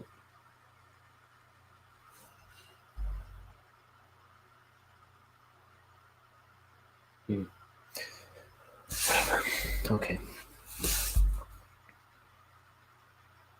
hair. Sometimes I do a little drop there. A little drop there.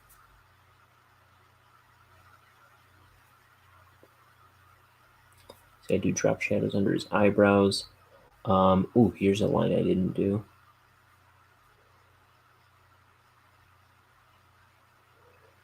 His collar, his jacket collar, which I also usually do a bit of a drop under.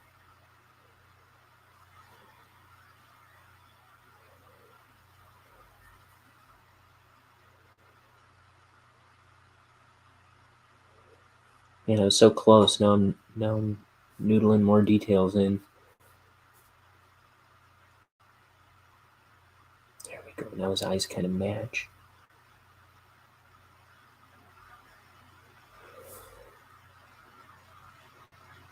Okay. Next panel. I'm still on the same one. Okay. Here we go. So here's close up of the footage of him Mort that is in Shivers' office.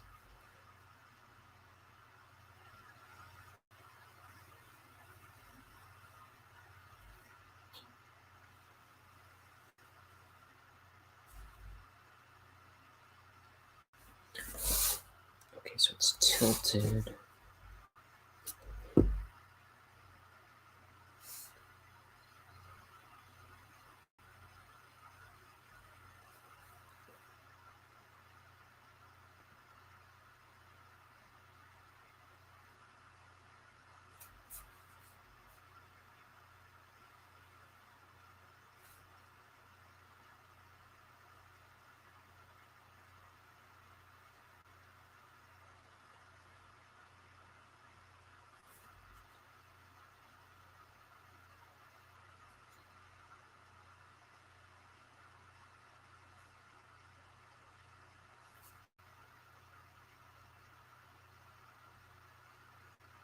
So it's tilted this way where we're seeing this side.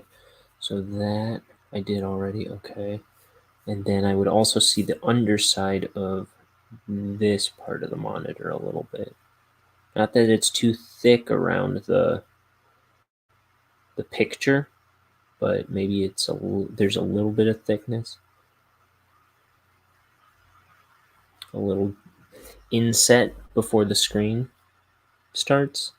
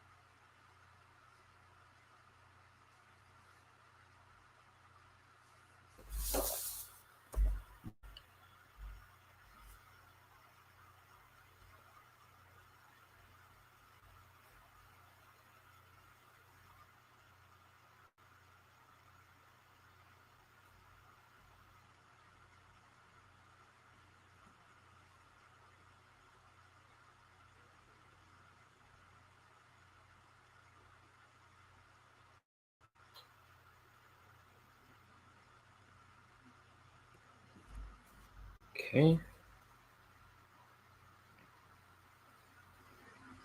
Oh, I was starting to say earlier. I didn't really do it so much on that surface, but like when I put like little nicks into surfaces, sometimes it doesn't matter as much as other times, but I try to go with the flow of the object in question a lot of times. Like you add those like little supplemental details, as little as they may be sometimes. You want them to, or as innocuous as they may be, you want them to fl- flow around the form of the object in question. Just like these hairs are kind of like, or these rifts in his hair are following the form, the bigger forms of his hair.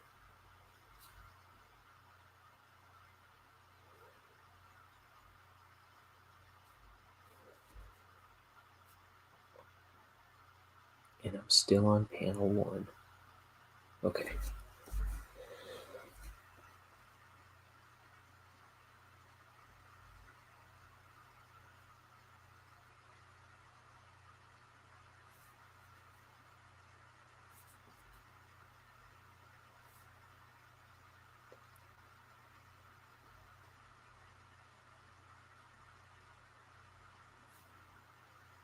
Oh, my Betty Boo. She so I was talking about how the artist Betty Boo had put out a new single, which is her first release since in exactly 30 years. So she just put out a new song. Like I really love her album Grr, It's Betty Boo. And I believe it's 4 R's. Which was her second album, her last release. And the single, I really love that one because I found it in a thrift store, and I would play it in my cassette player in my car all the time, my old car, and I fell in love with it. And then I found out on Spotify like last week she put out a new single, and then come to find out she's working on a new album. She's working on 2 new albums that she's aiming to put out in the near future. And but the new single is called "Get Me to the Weekend," and it just sounds like she ever did. And I read an interview today where she said that was the 12th track that she produced for this upcoming album, and but she wanted it to be the lead single. And what else? What was I really talking about? Oh! I just watched the video today. There's a video for it. "Get Me to the Weekend." "Get Me to the Weekend" by Betty Boo, who was an English pop star in the early 90s.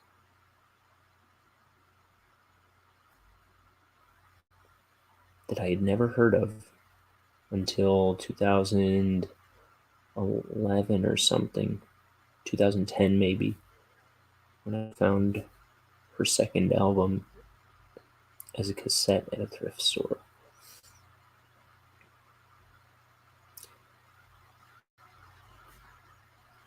And the video is supposed to be very nice. My problem with the video is it's like 2 different shots, like back and forth almost.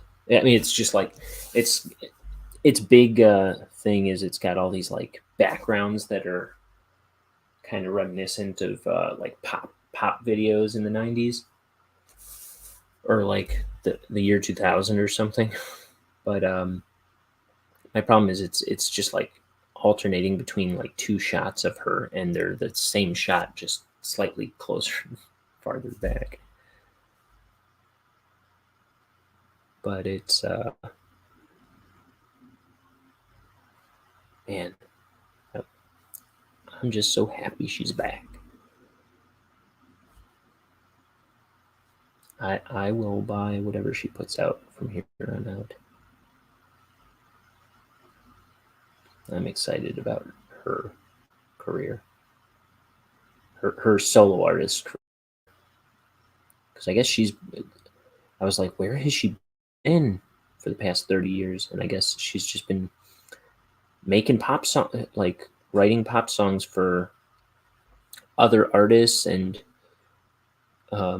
like in the interview I read, she was like, she had to like, she couldn't be as like strange or goofy or, you know, had to like kind of tame herself in the work that she would be writing for other people over the years. And she was like, really, it was no fun. So I was like, I always, you know, had it in my mind that I would go back to my solo career someday. And it was like, I turned 50 and I was like, ooh, maybe now's the time, because if I don't do it now, I'll never do it.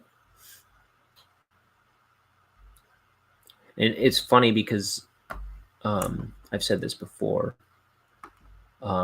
That's kind of what got me making animations for myself a little more seriously, and making comics and stuff a little more seriously, because I was like, I turned 30 and then I was like, you know, my 20s went by so fast. If I don't do this now, when am I going to do it? So that's another thing I hope to inspire in other people is, don't wait for 30. Don't wait for someone else to give you permission to make your dream project. Do it today or perish.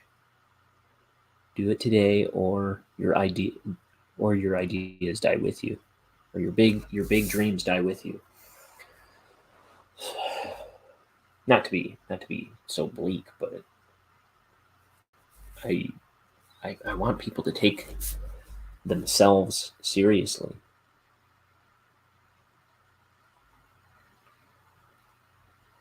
There was a real fear in me for a long time in my teens and my 20s, where I saw myself like always starting projects but never finishing them, never following through on them. And I was like, it's like, I get why I'm not following through on this project or this idea, but you know, when do I get to a point where I see something through? And it was just this kind of thing burning in the back of my mind. It's like, you never finish anything. Have you noticed you never finish anything? Like, how are you gonna do anything if you never finish anything? And it was just always nagging at me. And then one day I woke up and I was 30, and I was like, I think it's time I started following through on my little schemes. So here I am.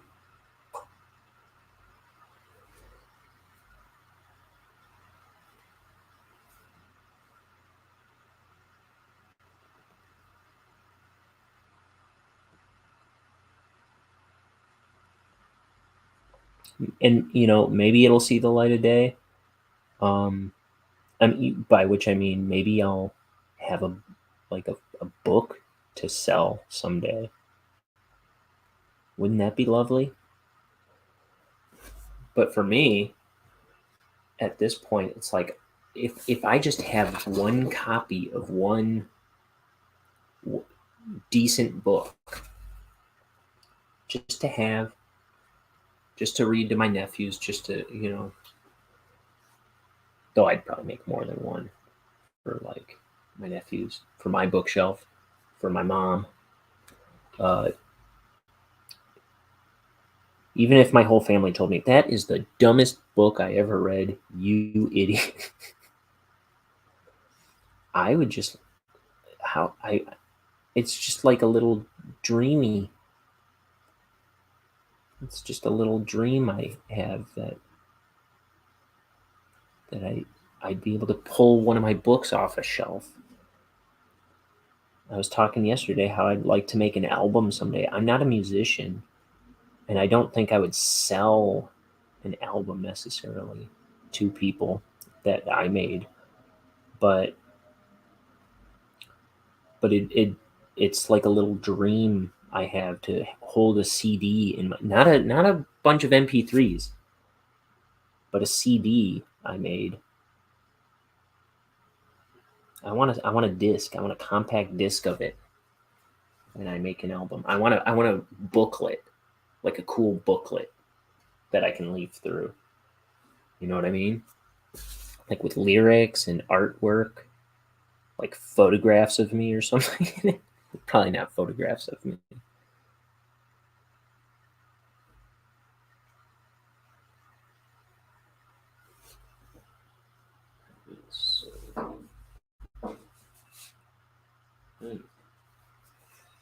I thought I did his teeth backwards, but maybe not. I thought it was 2 on the other side and 1 on the other side.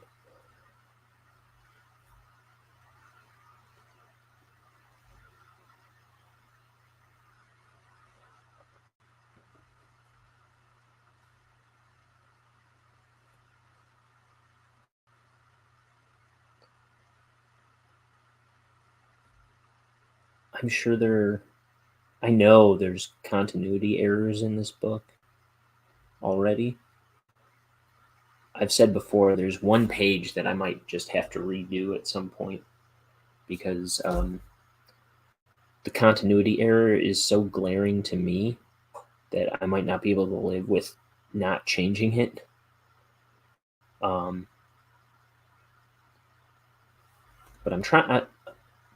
I am trying to keep continuity in mind for throughout this book.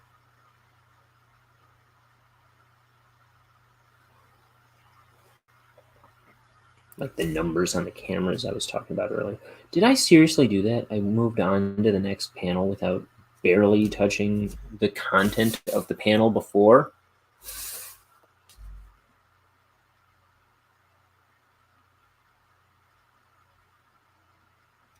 How can you have any pudding if you don't eat your meat?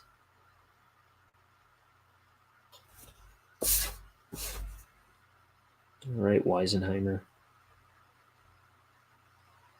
Back you go.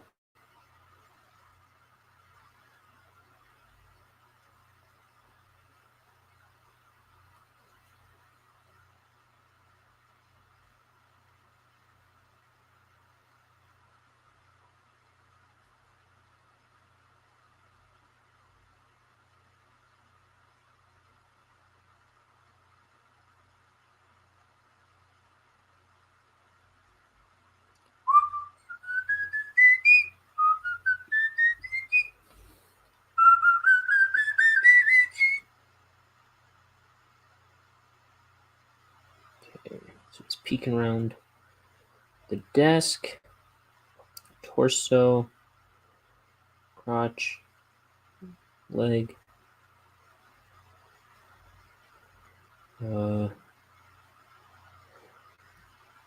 shoulder.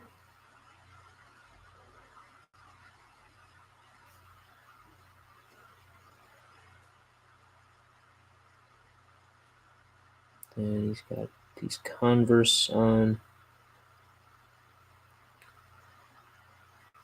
I always make my characters wearing Converse a lot of the times. Like Mort wears Converse. It's something I got from. Do I have an example? No, I don't. Let me see. Well, I almost have an example, but it's across the room, and I know you can't see it that clearly. So Tim Jacobus I gotta get me that art book, the Goosebumps art book. But Tim Jacobus, the guy that did the artwork for the Goosebumps books, he would always do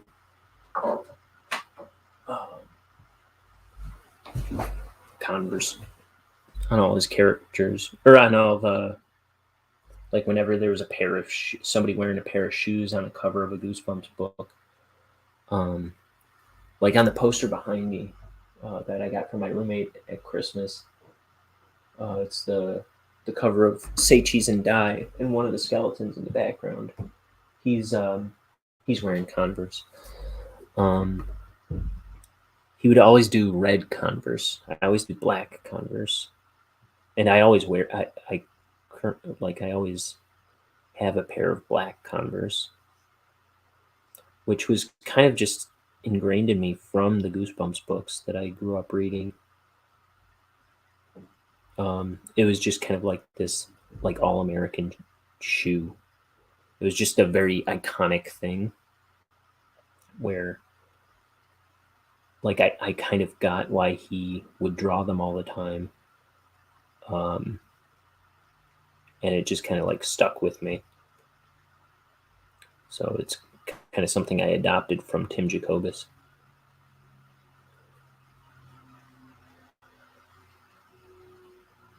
Spine and the flat top of his head. Let me give him a beefier outline, even though this is the camera footage.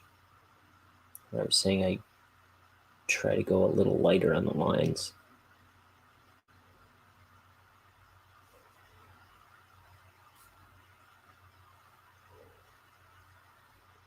At the same time, I do try to go a little heavier on the characters' outlines sometimes to kind of separate them from the background. It just kind of places them in front, or like sometimes, like if a character's arm is crossing his body, like it's in front of him, like maybe this hand, for example, it's in front of him. Since it's in the foreground, I might just, go a little heavier on that line to kind of like put it in front of him.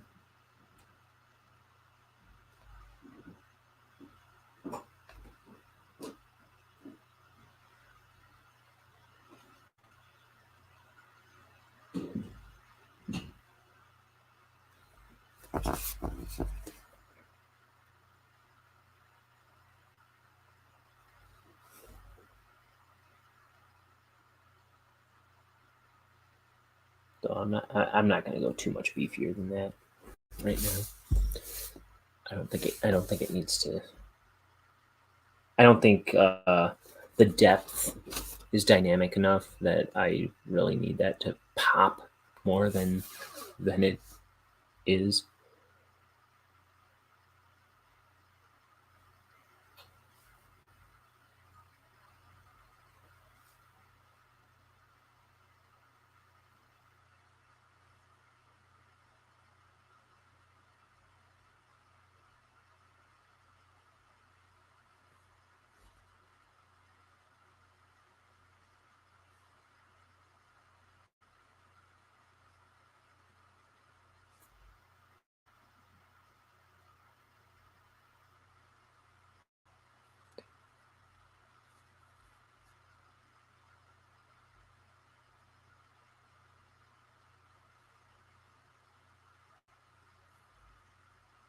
Let's see.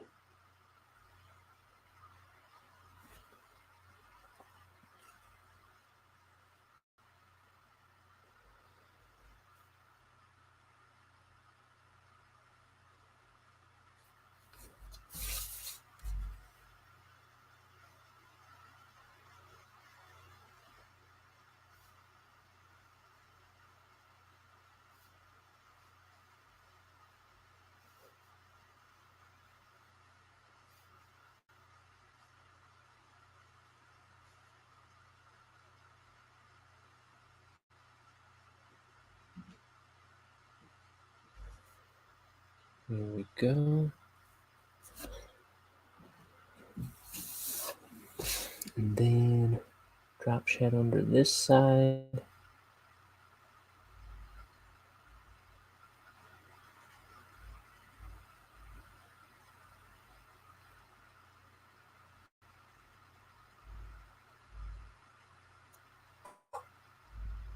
Drop shed under the desk itself.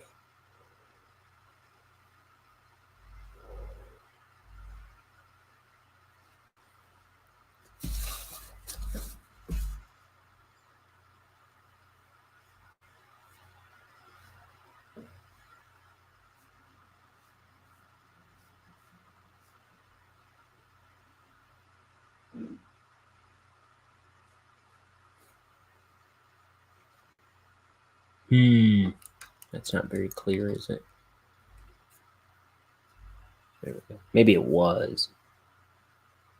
It was just when I pulled the brush away, it got out of focus.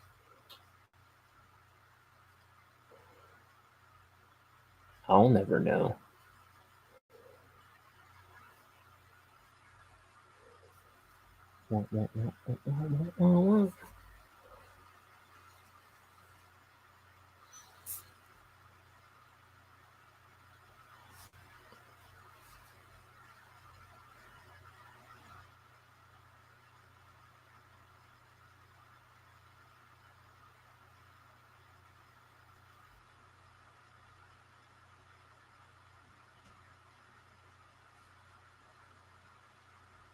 Okay.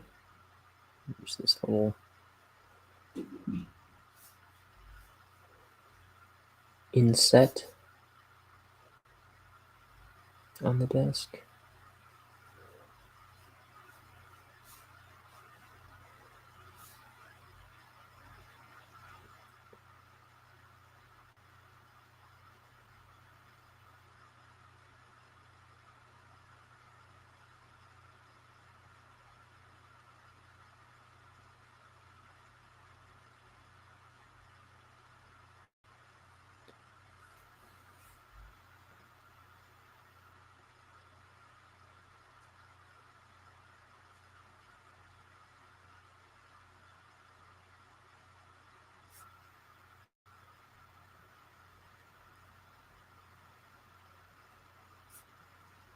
Okay.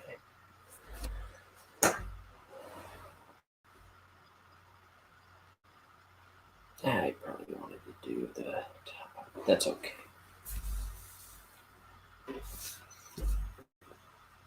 Jeremy.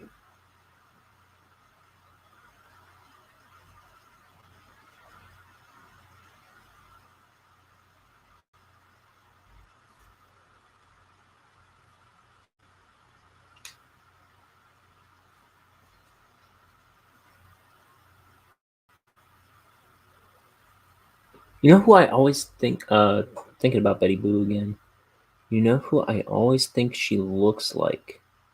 Not that anyone knows who I'm talking about, probably, but I every time I see her, I always think she looks like Miranda Cosgrove from iCarly and School of Rock. That kid, she looks so much like her.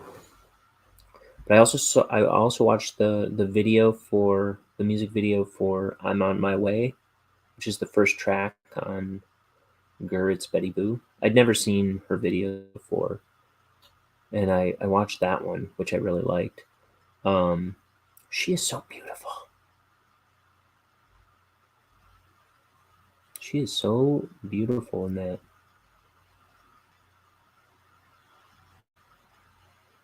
And it's a really cool video. It's got like all these like men bringing her presents, like servants bringing her presents and stuff or something, and but they're all like blacked out in silhouette, but they're actually like on the set, like so they've got all these people like interacting with her and stuff, but they're all like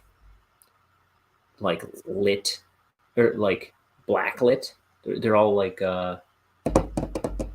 silhouetted, but she's in the light, but then they'll hand something to her and just their hand is illuminated by the lights. It's pretty cool.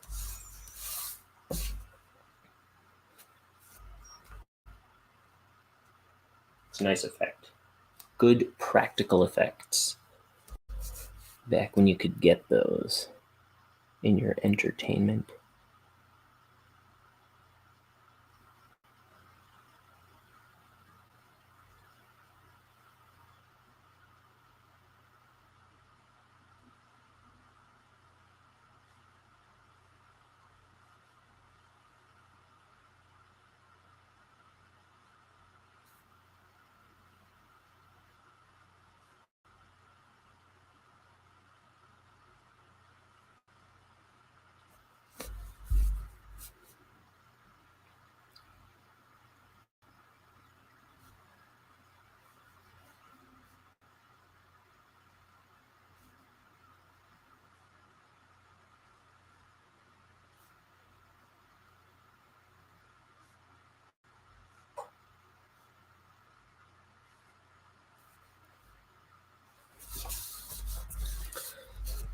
So all this stuff on his desk is specific. We see it in the earlier scene. So he's got a Newton's cradle.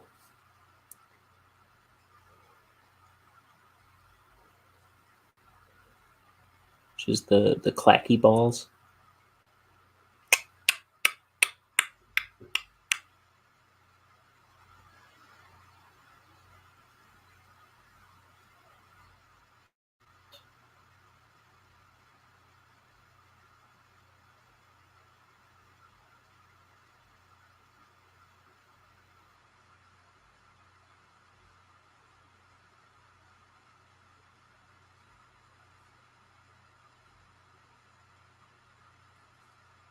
Here's his coffee mug.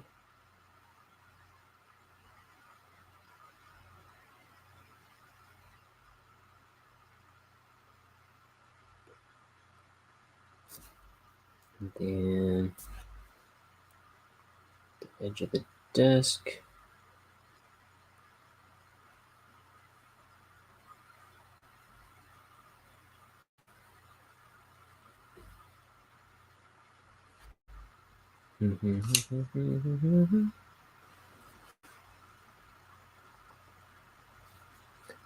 Oh, at the end of that song, "I'm on My Way," there's a little saxophone riff, or I don't know if it's a saxophone, but there's a little riff of from Lady Madonna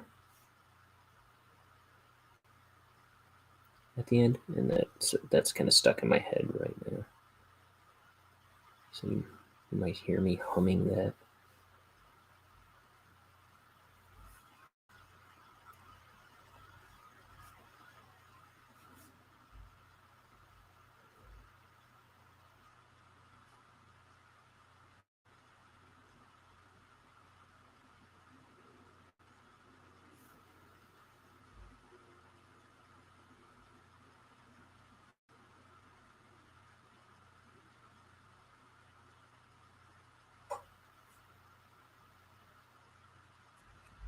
Okay. Here's the dreaded bookshelf that I had to include in every single shot of this book. It just feels that way. It's one of my least favorite things to draw, yet I never seem to not put a bookshelf into something I am making. A bookshelf that I have to draw a bunch of times. It's like the only thing I can think to put in the background of a room, I guess.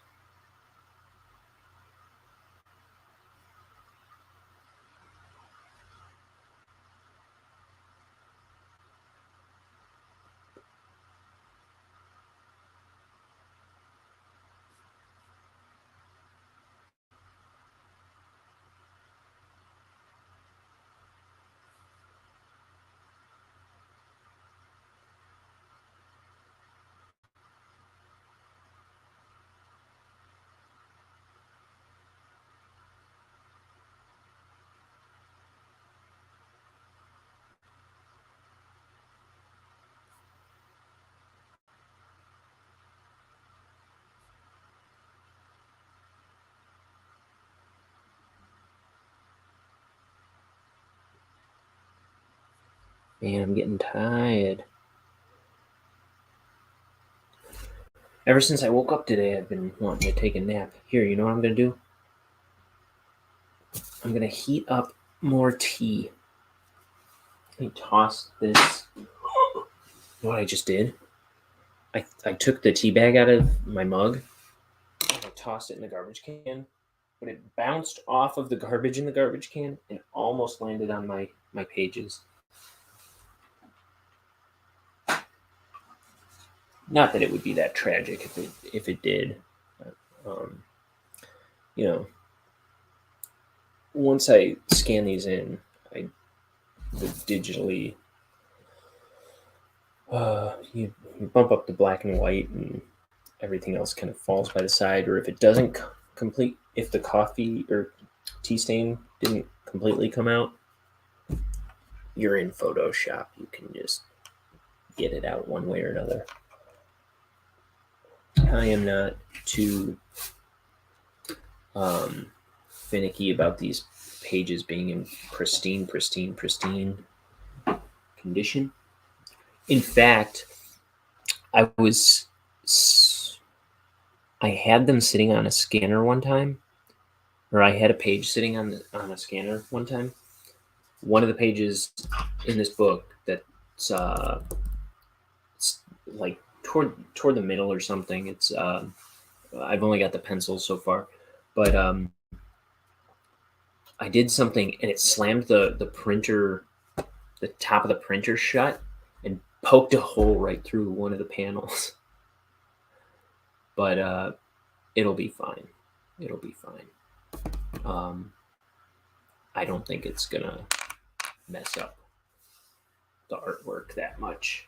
I don't think it's gonna be an issue. But let me heat up this water.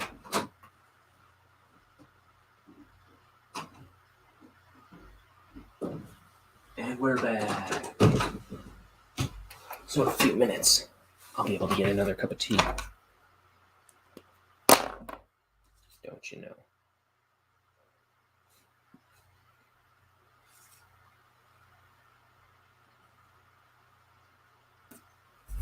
Two and a half hours. Give me Christmas. I think I'm just made of time. I think the day is just made out of time.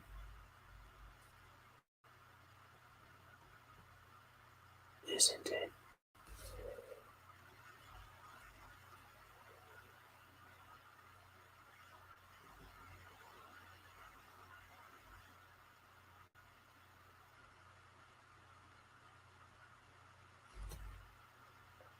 So this is going to be his shadow against the chair.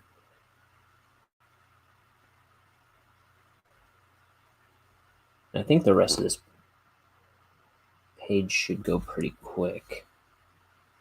So we just got 3 little character drawings here with no elaborate background. Then there's this bottom panel, which is one long panel, but it's mostly the characters there too.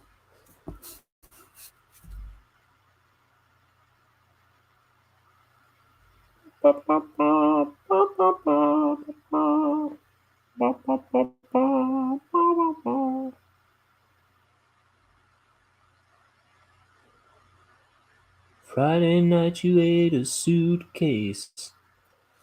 Sunday morning paper didn't come. I don't know how the song goes off the top of my head. I'm just being goofy.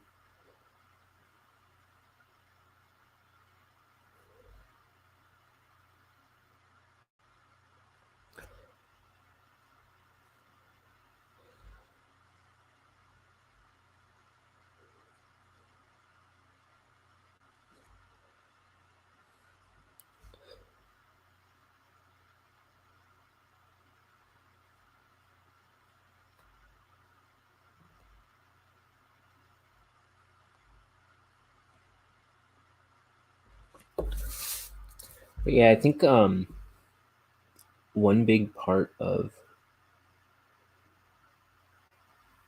if I have anything to impart to any other artists, one big thing I would say is like, just be honest with yourself. Like, is this working? So many artists I see, like, especially like artists that need to get better, they tend to not be honest about when their drawing isn't working. You know what I mean? Like, aside from the fact that they need to improve, they let stuff that needs improvement slide. Like, that's good enough.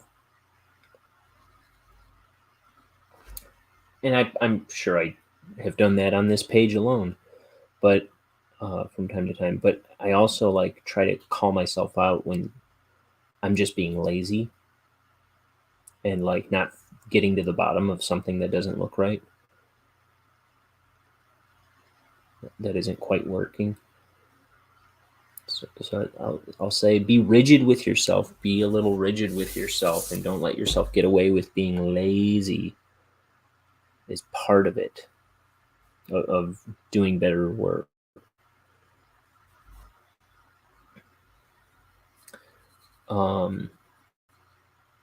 But also, um, you know, just get yourself a sketchbook and draw in it every day. I think that doing that helped me a lot. And I'm not even doing any real exercises in it. For the most part, I was just doing like a character a day for like 3 years, and coloring it with markers. Not really what I need practice on necessarily, but it did help me. And just the act of drawing every day, it'll get you kind of like ready to throw something down on the page. It'll kind of help you. It'll kind of help bring a style to your work a little more naturally. And one thing that I haven't done that I should do is like, if I don't know how to draw like a leaf in this style, well, maybe get yourself a sketchbook and draw 100 leaves in what you think the style might be, that you're trying to do, and like do 100 attempts at a leaf or a car or a fire hydrant or just fill a page with hypothetical leaves in that style, and then maybe just in the act of like pursuing that item, like I think that like if I really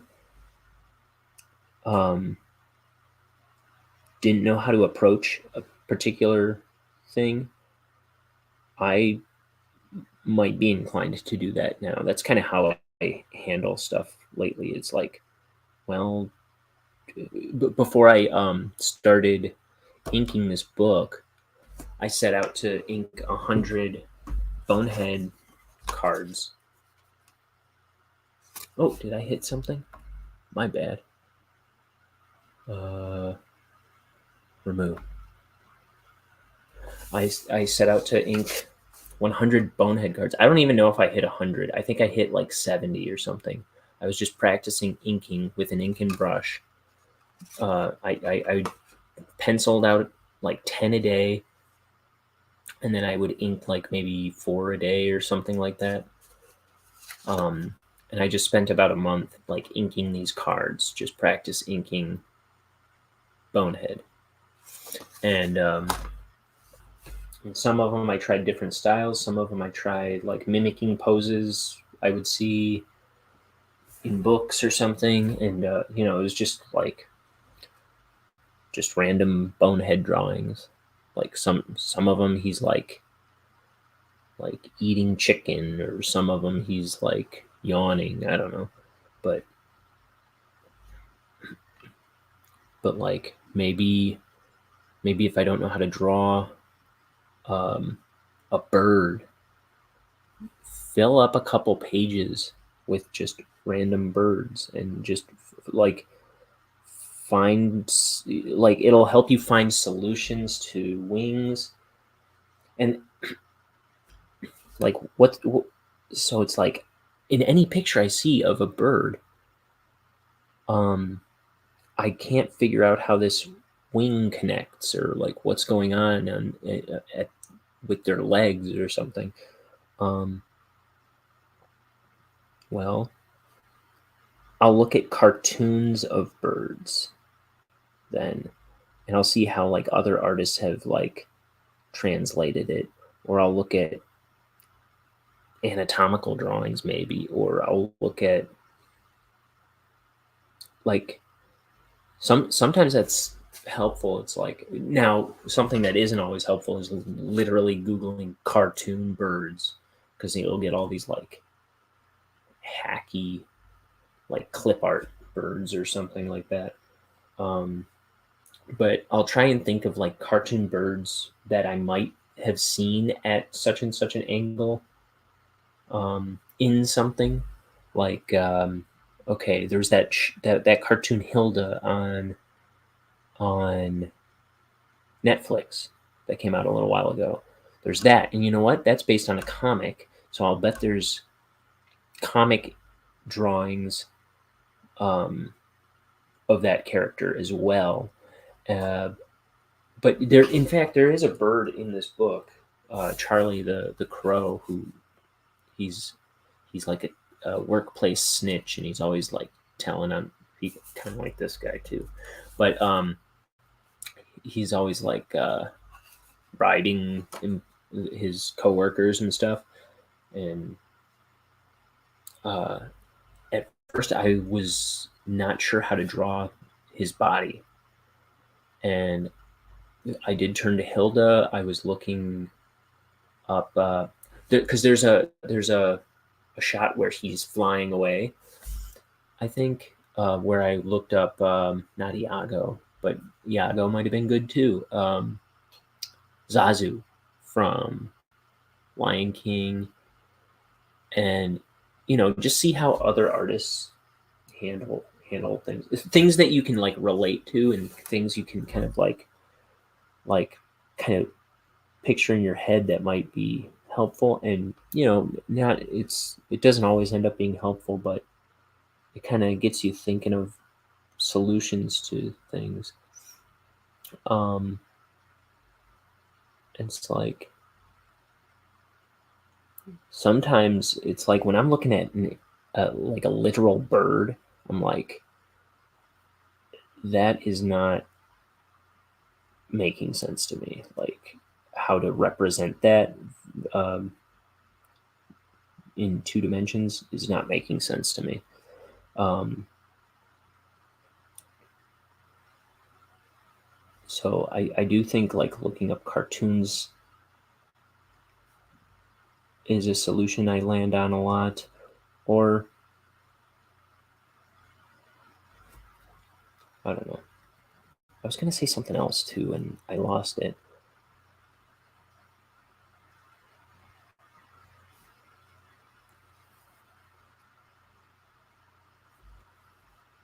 Hmm.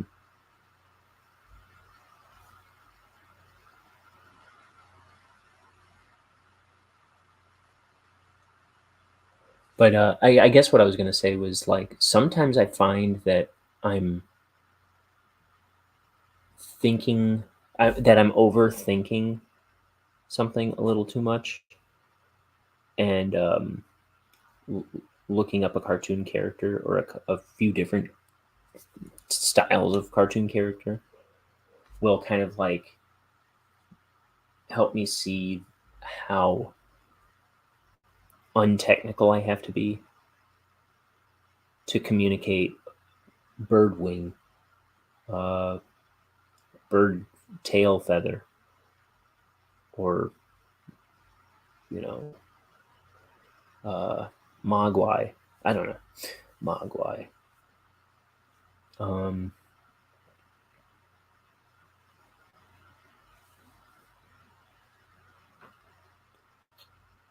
so if I was trying to figure out how to do a cartoon of a mogwai, I might see if there's a Gremlins cartoon that was ever produced, or I'd probably look around for like teddy bear images, or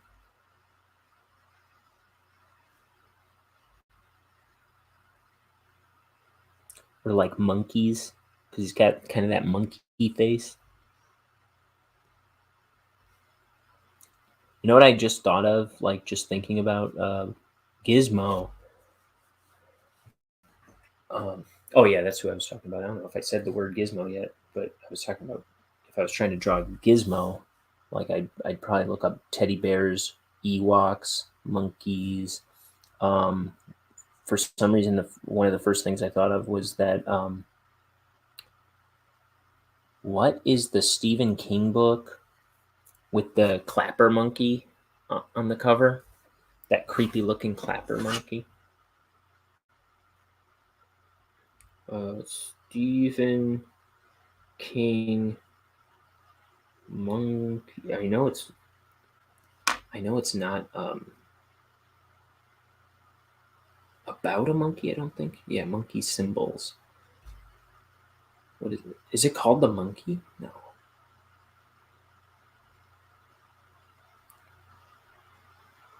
Skeleton Crew.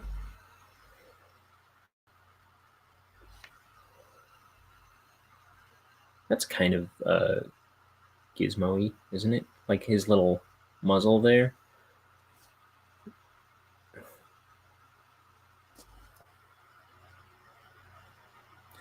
Yeah, just I don't know. Yeah, even toys.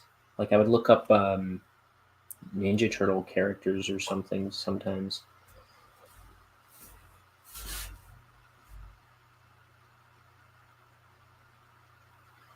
Or I would root through. See, I have this huge book collection of graphic novels and art books, and like I've got Pogo here.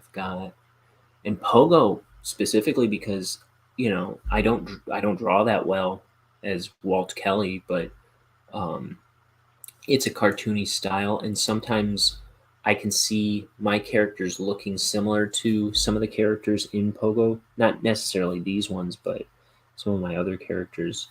I used to reference drawings of Pogo the Possum to my human characters, Tom and Sid, sometimes, because they had kind of a similar face in a way. So I have volumes of Pogo because I know I've gotten help from his drawings in the past. I have like Art of the Iron Giant, the Venture Brothers art book. I've got a bunch of I've got a figure drawing book. What do you call it? And the Andrew Loomis book. Some animation books. I've got a bunch of Doug TeNaples stuff because his stuff really speaks to me. The Goon, which I haven't read, but I see how that might be helpful to me sometimes. Um, I have Invader Zim comics, which, as much as I think like I can see like a bit of Gur or Zim in Bonehead, it hasn't helped me as much as I had hoped from time to time. Maybe for some drawings here and there, but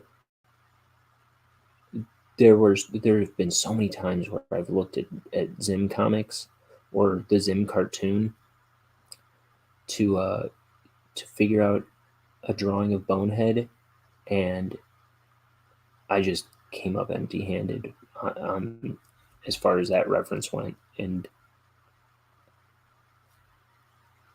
it's surprising to me.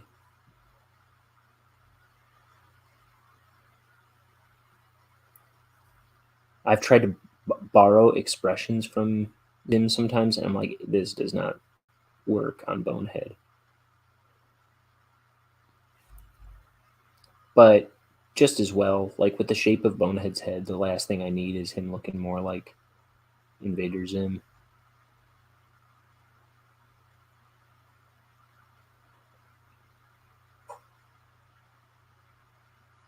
What else do I have? I have a Rob Schraub art book. Elemental Magic. I have a book called Elemental Magic. And I'll pull that down real quick.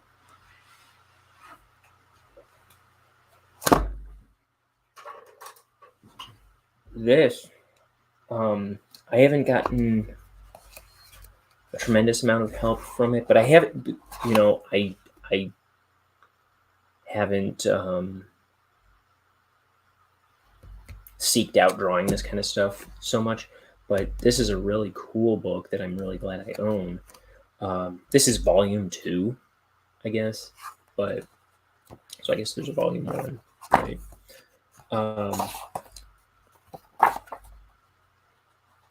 It just kind of shows you how to like think about air and water and fire. It kind of shows you how the dynamics work, and then we give you ideas on how to represent it. There's photographs of actual water, and then like what is happening when a stone is dropped into water, or when it's dropped in at an angle, how it displaces the water. It kind of like breaks down the science of the physics of water and air, and so there's stuff on.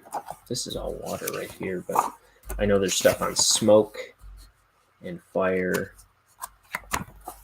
Yeah, here's smoke. Breaks down your shapes, your fire, how it moves in like sheets.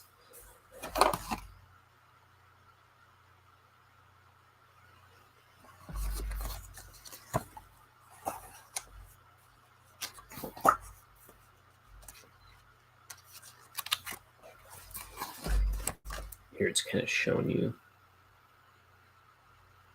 the general shapes inside the flames, what they're doing, how they roil this way, this way, this way. They're just kind of curling over each other.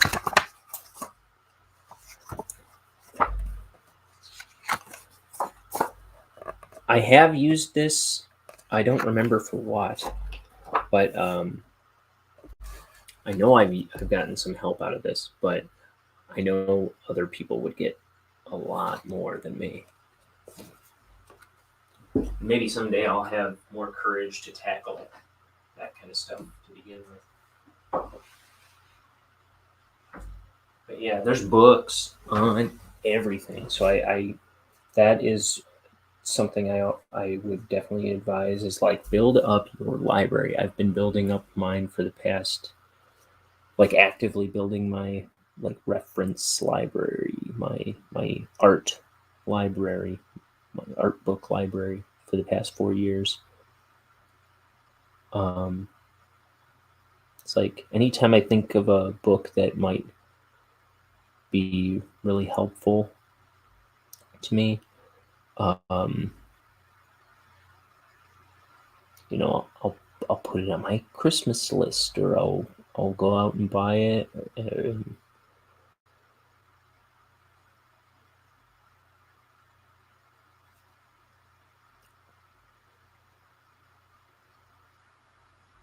But like, it's one thing to search for stuff on the internet, but sometimes it's like when you have like resources on hand, you're like, wait a minute, I've seen what I'm trying to draw before. It's kind of good to have like something you can flip right to sometimes. And instead of kind of blindly seeking stuff out on the internet, which I still do plenty of, but I can't tell you how many times I've gone like, wait a minute, I know I've seen what I'm trying to draw more or less in this book on this page, and I flip right to it, and you know, so it's like you don't necessarily need to know every book like the back of your hand, but it it helps to like get books that you think are in the realm of helping you, and then kind of like having an idea of what's in them, like rifle through them when you get them, and then kind of get an idea of like what where you can go for certain references. It is helpful to have like go-to resources on hand.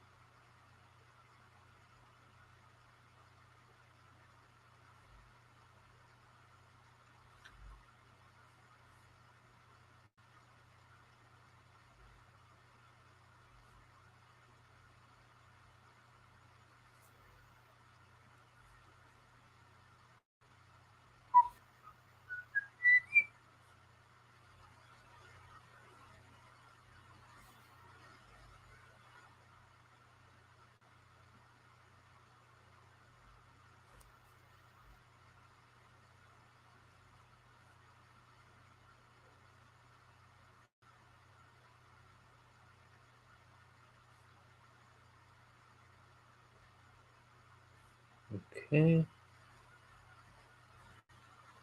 These teeth are kind of something. I think someone might assume that I got these like mound teeth from like The Simpsons or something, which is probably a good guess with me. But actually, it's from one of my favorite artists, Bill Ray, who would do these like. Well, he did a lot of artwork. He did a lot of work on Ren and Stimpy. It's one of my favorite artists. Favorite artists. He also worked on Mad Magazine on a comic called Monroe, which was like the primary reason I would buy Mad Magazine in the 90s and the early aughts. I would buy it for Monroe mainly, and because it was my favorite part of Mad Magazine, and it was just a bonus that Bill Ray was the artist. But it was like because I liked it because it was like it was kind of a continuous story about this like punk kid and his trashy life with his parents, and he was just a miserable teenager in a miserable world full of miserable people, and it was pretty funny. And yeah, he did um, Bill Ray. He did some other comics over the years, but he would always do these characters with these big like, and they would be like, so he he'd do characters with like these like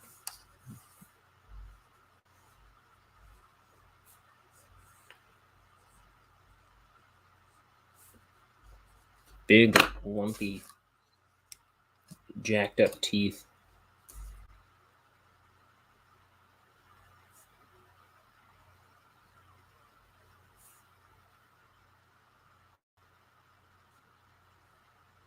But they look like mental, like drug addict versions of like Hanna-Barbera characters or something.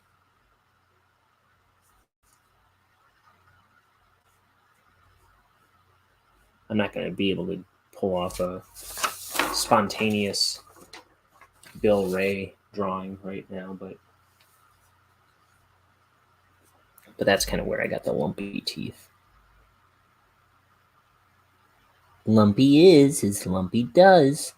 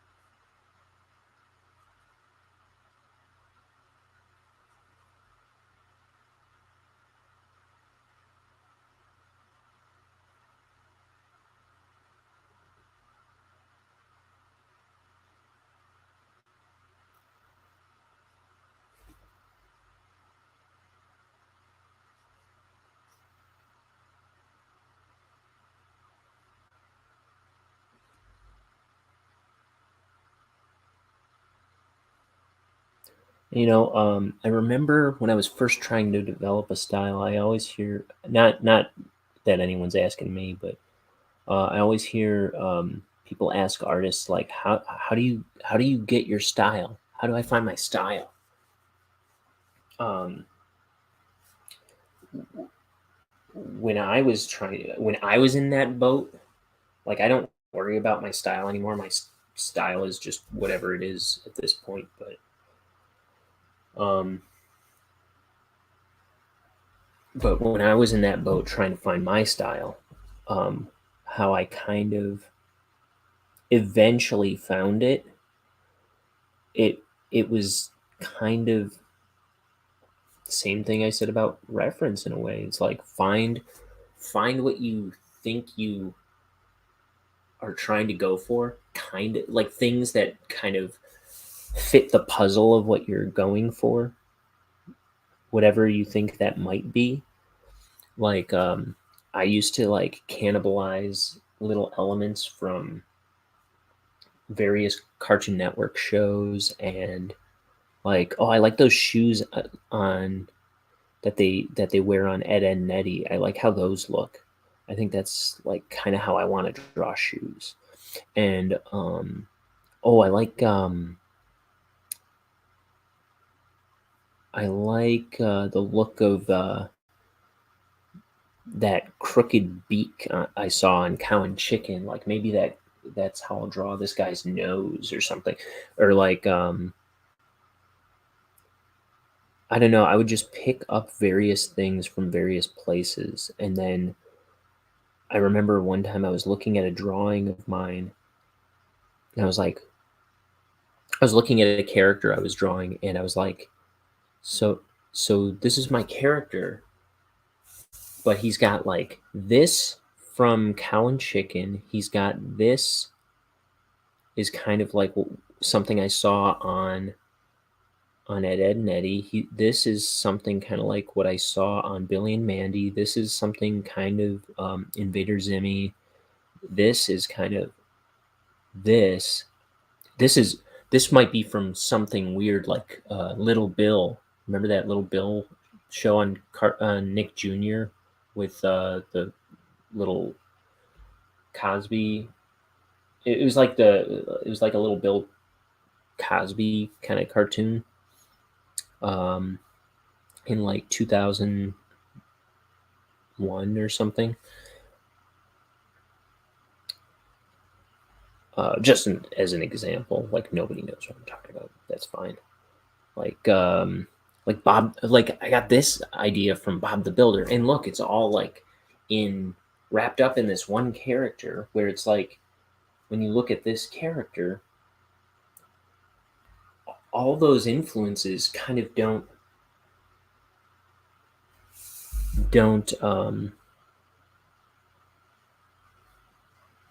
come through when they're all together in this. You know what I mean? Like it's kind of obfuscated. Does that make sense? Is that the right word? Like it kind of gets buried when you're like picking and choosing elements from various things.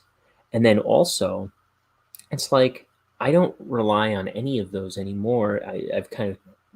They've kind of morphed into my own thing after years of just drawing. So,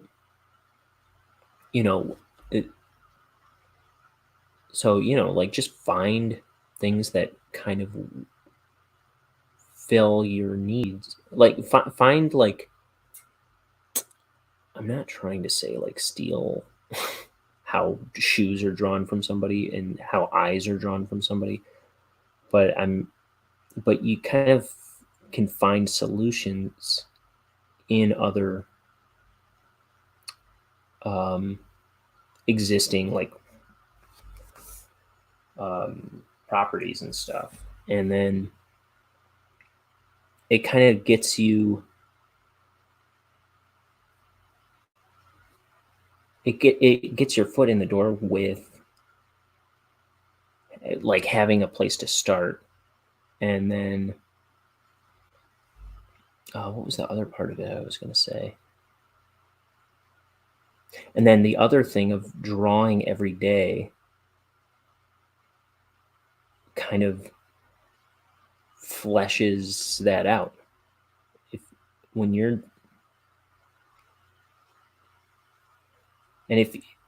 If you are drawing more and drawing every day,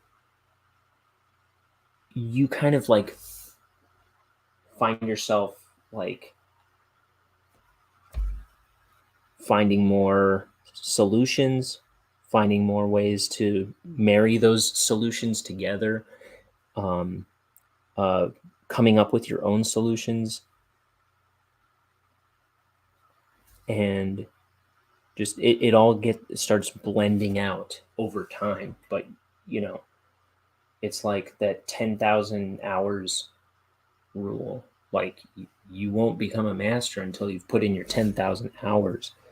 So you just gotta keep drawing and drawing and drawing. Get through your 2 million bad drawings, then your style will emerge.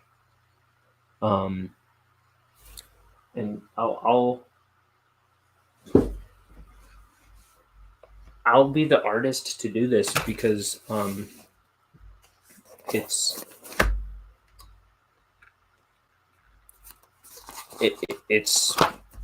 I mean, I have it available to me. For every drawing I do, there's an unfigured out drawing. I still do terrible. I mean, you saw my notebook from 10 years ago. Like I was a better artist than that notebook, but that is filled with so many lazy pages and lazy drawings. Like here's my first attempt at this fist head. It's pretty much the same drawing. I think I traced it. Here's a crummy skull that I didn't want to do a post of because it didn't seem good enough. Here's something I didn't figure out, but I was going to have a bunch of heads sprouting out of this guy's head. Here's a remarkably bad page that I'm probably going to erase all these things and fill up this page with decent drawings. I had this terribly drawn cat chasing this terribly drawn mouse. I erased most of it to when I started drawing this guy. I was like, I'm doing a post of that guy. Here's a different kind of bonehead is what I was thinking when I drew that. That can probably get erased. I don't know quite what was going on here, but I think a head was going to be coming out of someone's chest, and it was a terrible drawing, so I abandoned it. Here's some other stupid, terrible drawings. Like, I'm still doing very unsuccessful drawings all the time. He's saying, oh yeah, I can't see anything, and his eyes are closed. Long-necked dog. I don't know. But look, you get, in between a bunch of bad drawings, you'll get one that you like. And I thought that one was a pretty successful one.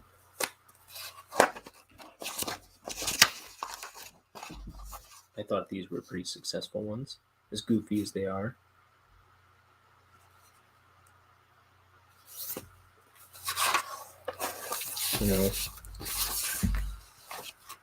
I still can't land stuff all the time. But you got, like I said, you gotta work through a million bad drawings before you don't, before they start falling away. And largely, I do a lot less drawings that I'm disappointed with than I did 5 years ago.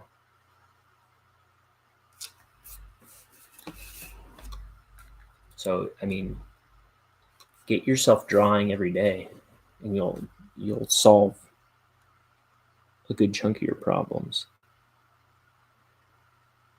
Oh, wait.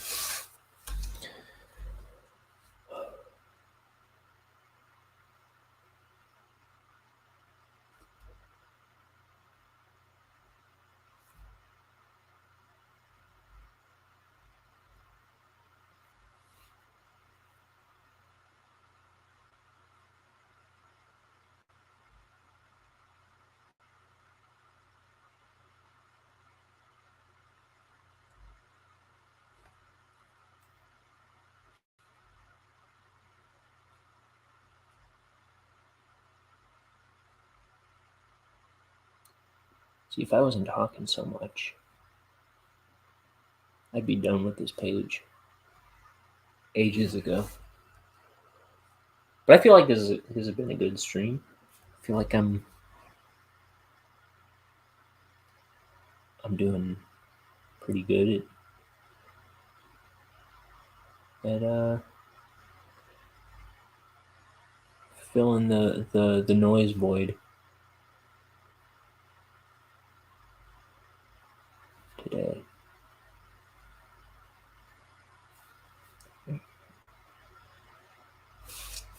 Okay, I think.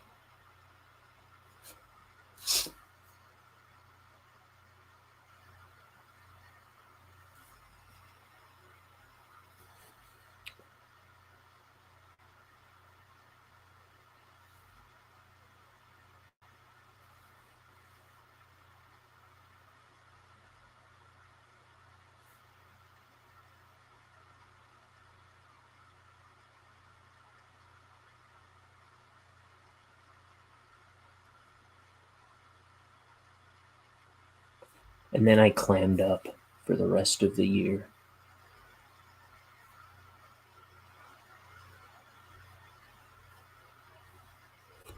And he was never heard from again.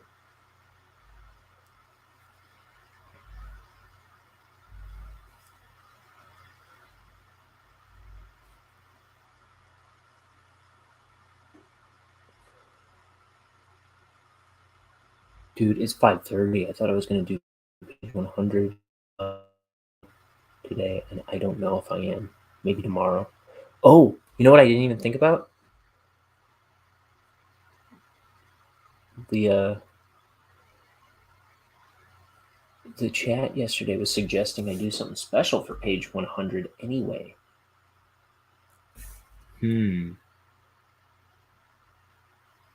am I going to do? What am I going to do? They were saying cake.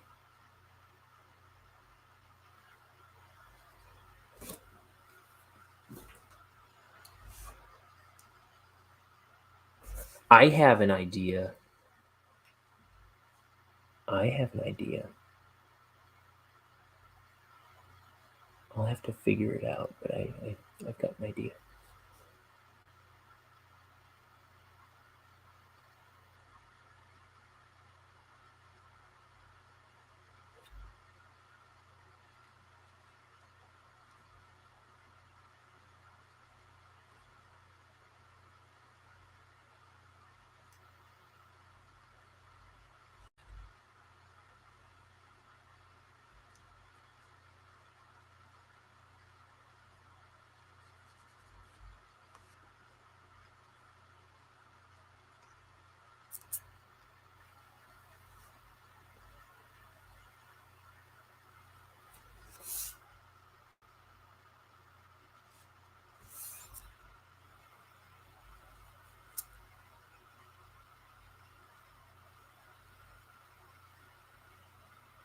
So yeah.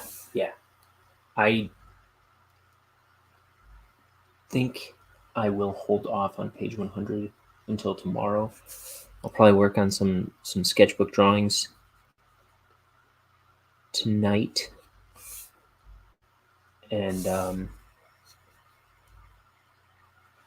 maybe some other stuff. I don't know, but I'll save page 100 for tomorrow, because I didn't expect this one to take me so long, but I've been so chatty and showy telly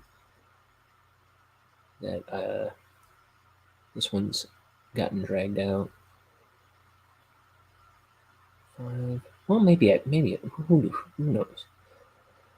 I never know what to do.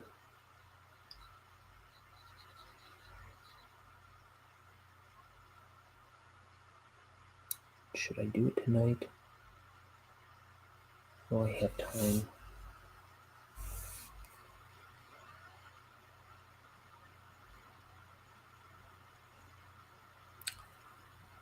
Well, none of the chat is in here.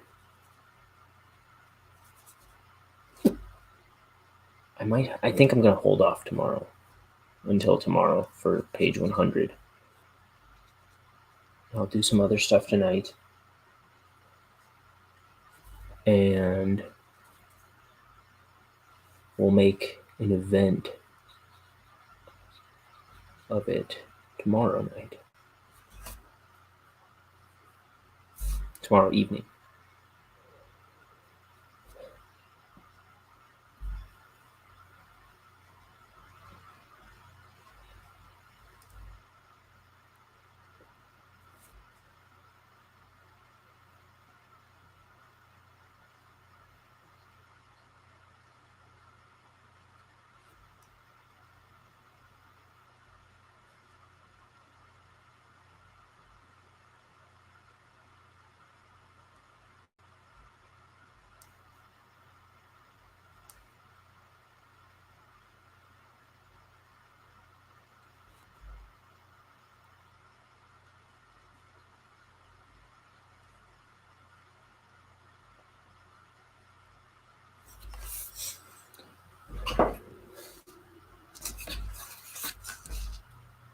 This will be a treat. Here I am, Unky Mo, while you eat.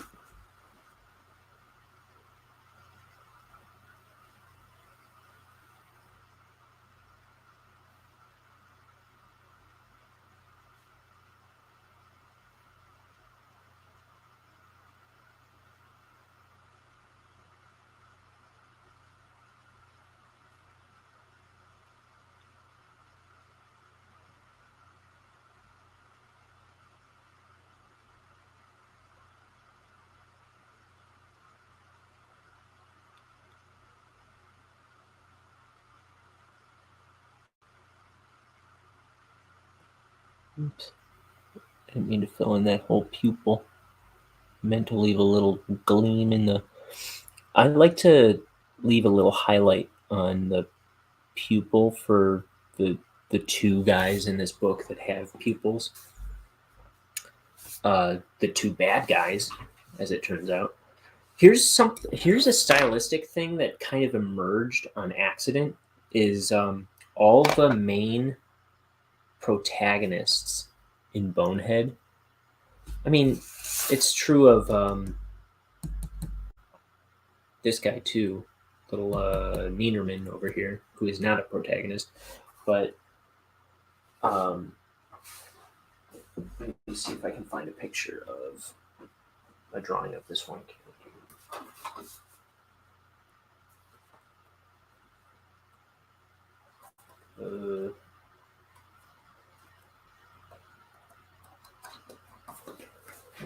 Let's see, there's a pile, no? Yeah. Okay, so like, so this is just a weird stylistic thing that I noticed had emerged without intentionally doing it. So you have Petunia, no pupils in those eyes because she's a ghost. Bonehead, no pupils in his eyes. Then you've got Mort, no pupils in his eyes. And there's also it was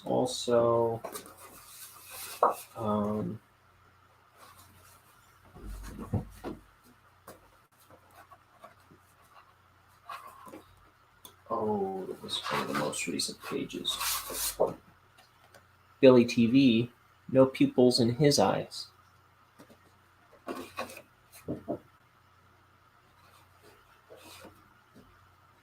And meanwhile, the two main bad guys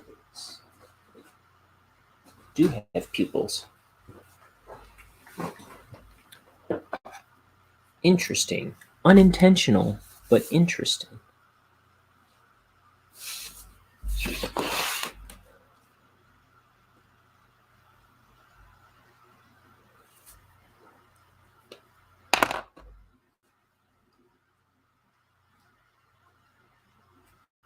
So Denton Crux, he's a skull-headed character too. He's his boss. You saw some drawings of him in the old notebook. He has pupils in his eyes though, or he has like eyeballs in his eye sockets, whereas Bonehead doesn't.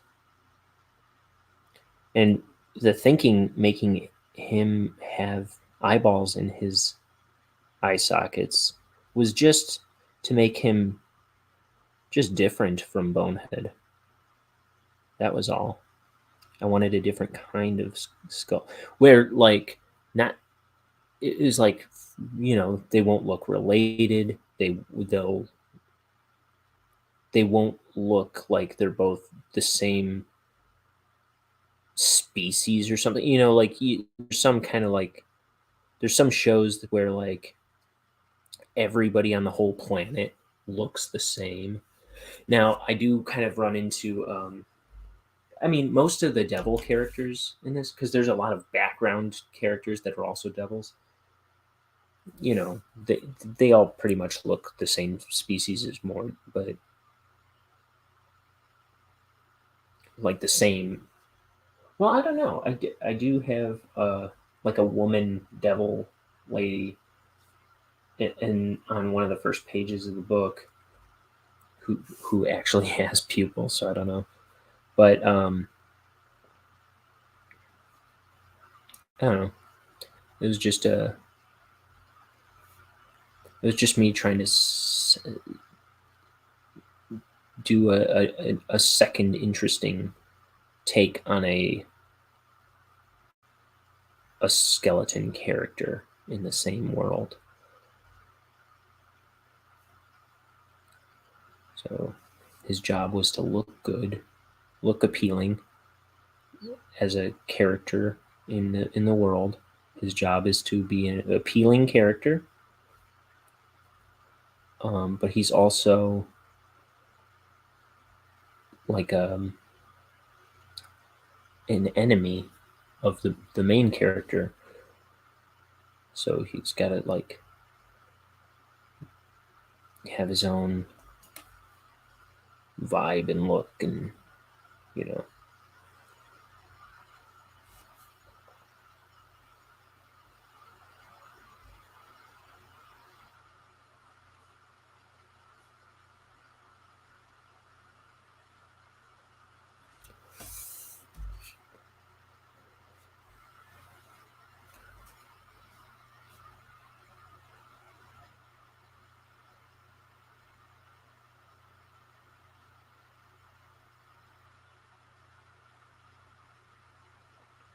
And I don't think anybody in this world is human,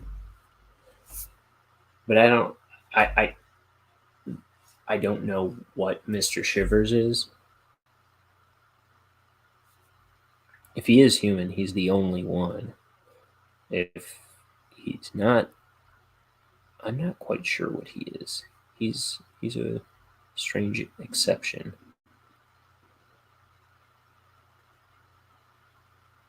Because generally, what I say is everyone in Necropolis is something. That's the only way I've summed up the population. Because it's weird. It was mostly like the people are bugs, the or skeletons apparently, or devils, or not like devils, but they're like people devils. Not that Mort's evil. Mort's not like a demon. He's not sent from hell or anything like that. But he's just a citizen who happens to be devil shaped. Same with Petunia. I don't think she's necessarily. I don't think you can necessarily reach through her. Maybe you can reach through her or something, but she has tangible, like she can pick up a fork and use it, and you don't see her food necessarily going down her throat when she's like a person in the shape and with some, I guess, some of the properties of a ghost, but she's people. I don't know. She's not a supernatural ghost. How about that? He's not a supernatural devil. He's just a devil. I don't know how to put it better than that, but it's weird. It was like the characters were what I needed them to be, and I don't. It's kind of like I made up the characters off of a feeling of what belonged and what needed, and kind of made the story out of feelings and like little it was like it was kind of knee jerk what I felt belong here, and I don't know why yet.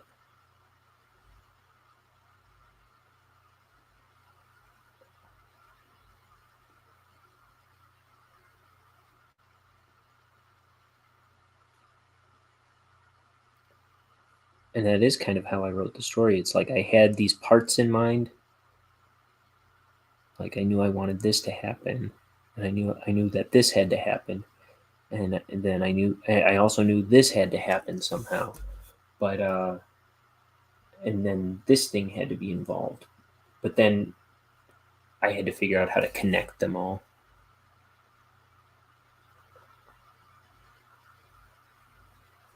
And I would make outlines to myself like, okay, this is a scene that I want to be in the book, and here are the jobs that it needs to accomplish. Like this has to happen, this has to happen, this has to happen, and I need to figure out how to bridge that to this thing and this thing and this thing, and without being able to get too specific in the moment, because for just lack of knowing quite what I'm referring to. Like I know that's how I large wrote the book, but I haven't thought about it in a little bit, so forgive me. Maybe I'll do it. I know I've talked about it a little bit before in the past, when I first started streaming at some point, but you know, it's been a while since I've thought about the writing of this book. But it was kind of like I had a bunch of things in mind and then had to figure out how to draw them together a little bit. And then it was like, okay, now what's the purpose of all this story? Like, how do I wrench that in there too? Like why am I bothering with this a little bit? And yeah, molded it out of that. But it's like you just take all the things you need out of a scene and you kind of like line them up and then go, okay, now that's your starting point. Now write that scene, and then the next scene and the next scene. And like even writing the full story, it's like, okay, you want to like, I know I begin here, I know I end here, and I know this happens in the middle, and maybe this happens and this happens in the middle somewhere. And then I've got all these like other vague ideas for scenes that have to go in there.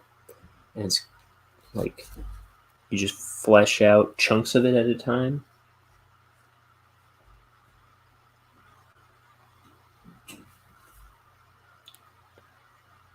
Like you make the vague stuff less vague. You kind of like outline what you're talking about for this scene. And then, okay, now let's flesh this one out a little bit. And then let's like figure out the details of this one. And like what do we need to accomplish with this scene? This. Boom, boom, boom, hit it. And then, and this is all like before the script writing sometimes, like is what I'm trying to talk about. It's like you're just kind of like breaking down what you're going to script. And then you go back in, and when you're writing your script, you've got like somewhere to start. You kind of know what the characters are talking about. You kind of know what the dynamic of the room they're in is. Like this guy's like trying to keep the other guy down, and the other guy's just like trying to get him on his side or whatever.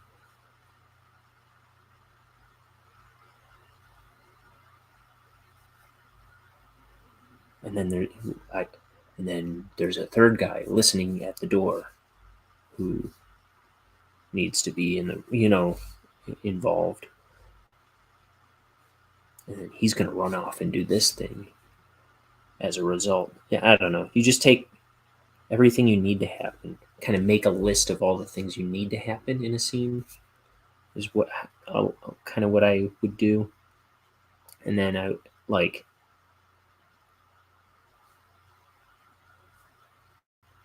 just figure out how to string them together.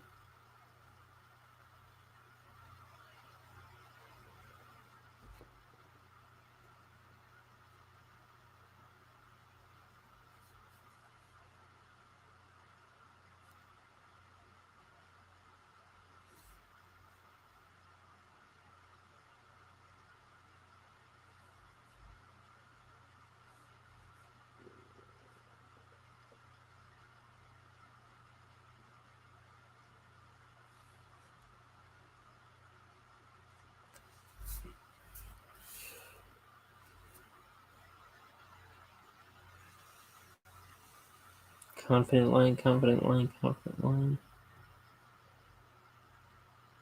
It's a little wobbly, but not terribly so, I suppose.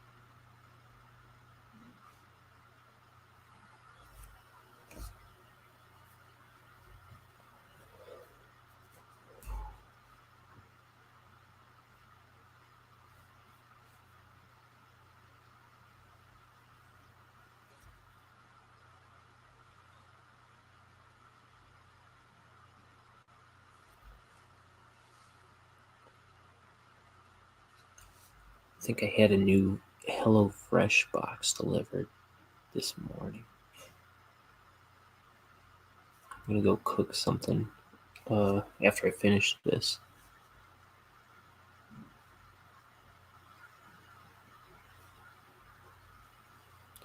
I don't know what I'm getting.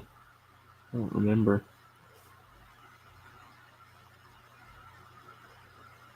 Ah, my eye is burning all of a sudden. It's like watering.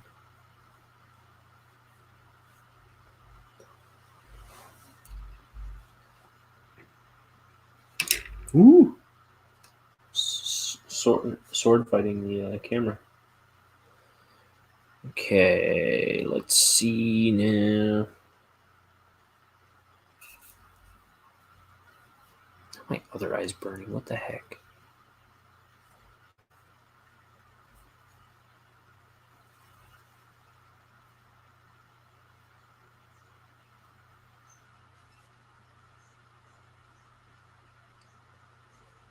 I'm beefing up his outline a little bit, like I was talking about before, to help him be set apart from the background. Pardon me. I belched. It was like an in my chest belch. You ever heard tell of one of them?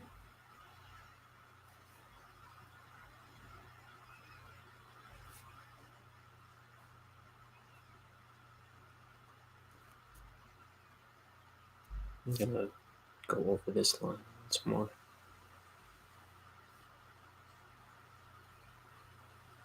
Ooh.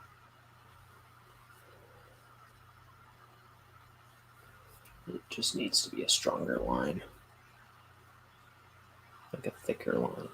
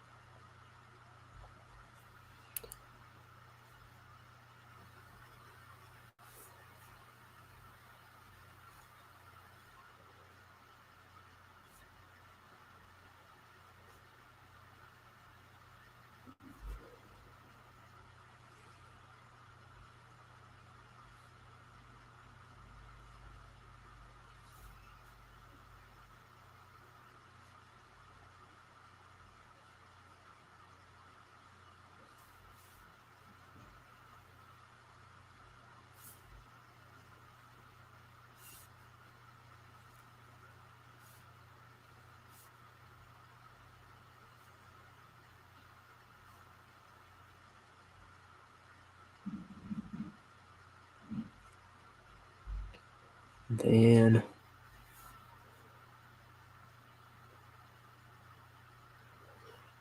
put a little shadow behind this mask. Make that pop. Make his hair sit on top of his face a little bit, or on top of his forehead.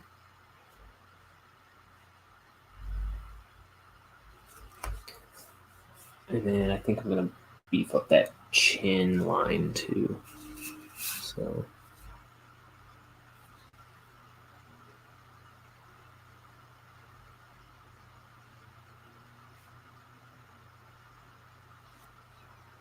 and the bottom chin I can go way heavier on, I think, because it's gonna produce a bigger shadow on top of his chest.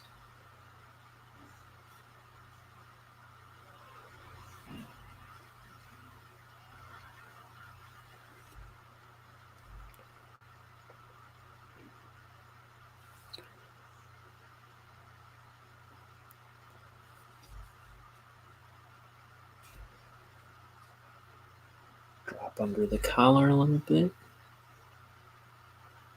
bit. It's close. It's close to the rest of the jacket, but then it kind of like peels away, I imagine.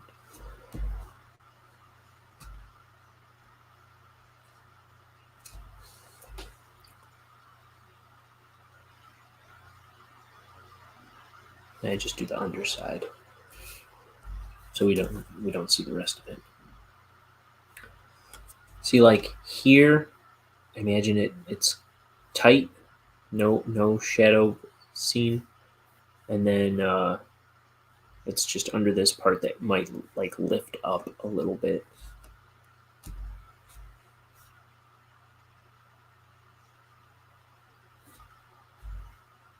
That's going to be part of the color that continues.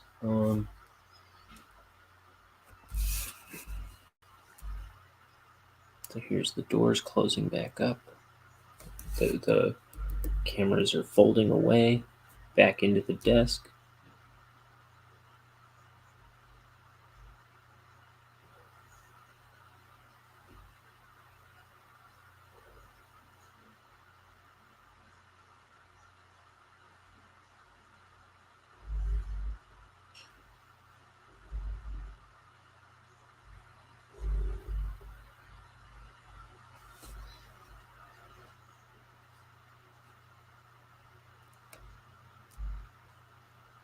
So yeah, I'm thinking if I did another page tonight, at this point, I did get on way later than I meant to today too, because I was looking for old Bonehead files, animation files, and the video game thing.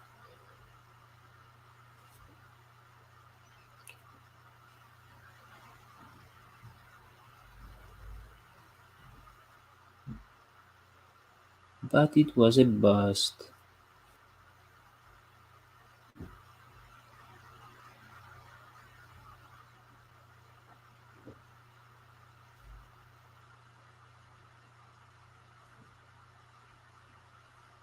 Today it was.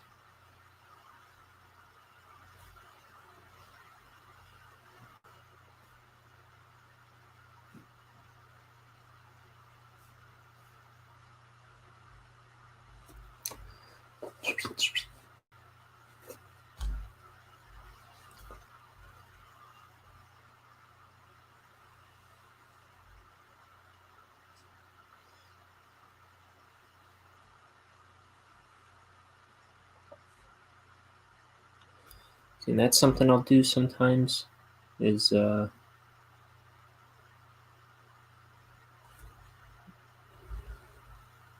a sec. Like to avoid conflicting things. Sometimes to even avoid a tangent. I didn't mean to do it here, but I'll just leave a little space and keep the line disconnected. We'll see how I solve it. I'm not sure off the top of my head what I'm going to do when it breaks this into the black part. This line's going to break into the black part. The little motion line.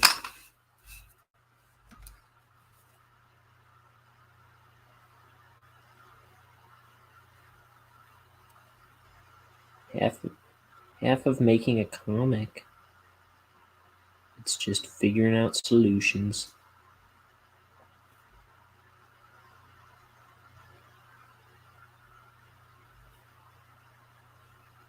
Figuring out what to do. It's just like any other job. Like when I became a manager in retail, like years ago, it was like I was afraid to take the job because I'd only been a cashier before that, right? And it's like, well, you know,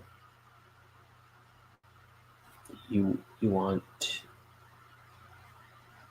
to make more money, you want more responsibility. This is how you do it.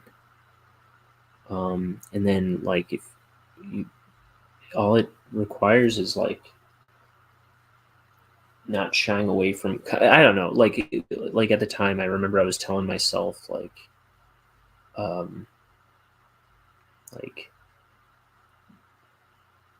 I was just saying yes to like the responsibility, and then like when conflict came up and like I had to like talk to like angry customers and stuff, I was just like, well, you can't you can't like go hide and cry. Like you gotta, because I don't like conflict, you know.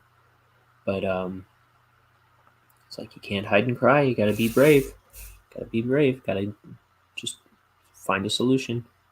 Figure it out. Don't let them. Don't get taken advantage of. Don't get pushed around. Don't. You know, you gotta like stand up, and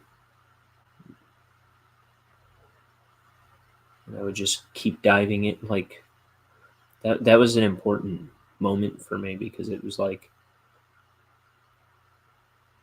it's when I started like facing my fears of um, confrontation a lot more, and it's like I still tell myself that all the time though. Like it was just something that like landed in my head, and I've used it ever since. It's like when I don't know what to do with like something on a comic book page, or when I am afraid of I don't know, anything. It's like, well, you can't cry. You can't just stand here and not do anything. That's not a brave thing to do. You gotta just make it happen. Keep moving forward. And I just push myself along.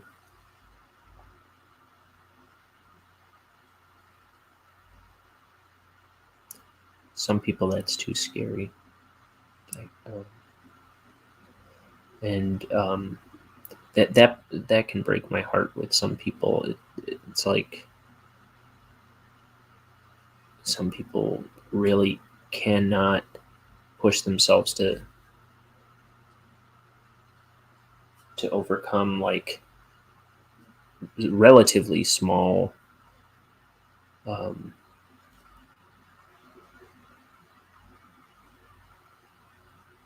um, adversity in life.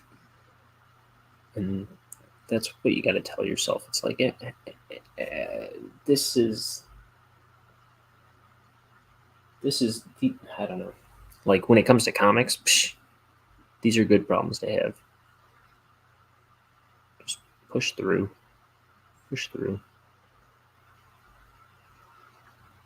But like sometimes you just got to be brave. Just got to be brave, and that'll solve your problem. Just be brave and push forward.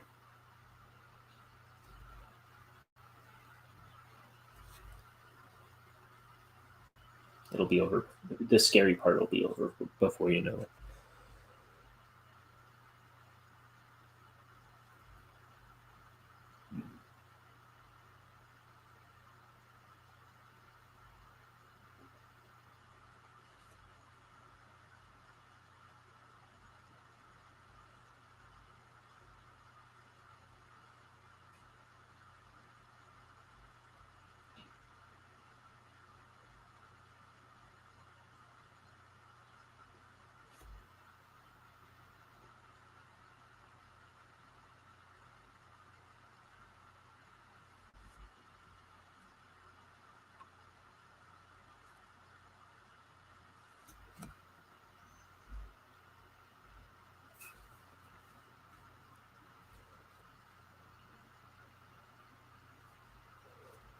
Um,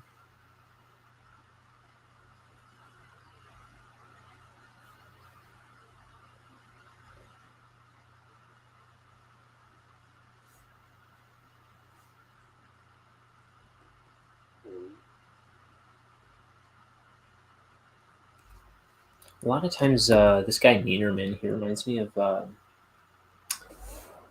character in a Casey Green comic. It was called the Anime Club.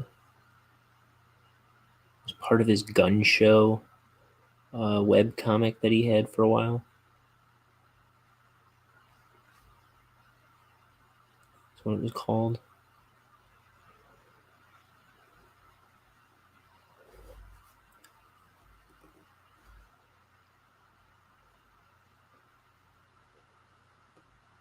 think that character's name was Mort.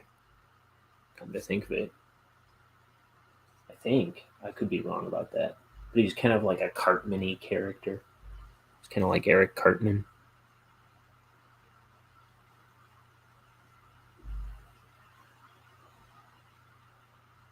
Casey Green is a comic artist that he's made a good gig out of drawing badly. Not that it's not like profound art at all, but it's well done for what he, I don't know. It's kind of, he's kind of like one of those crummy artists that's kind of like mastered his crummy style. It's like excellent at being stupid.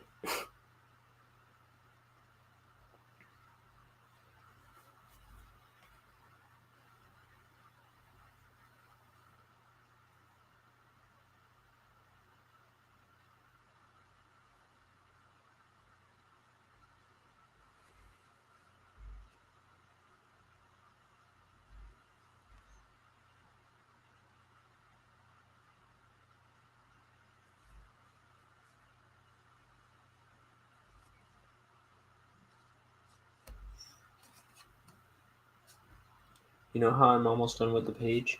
Or you know how I know I'm almost done with the page? Because I'm out of ink.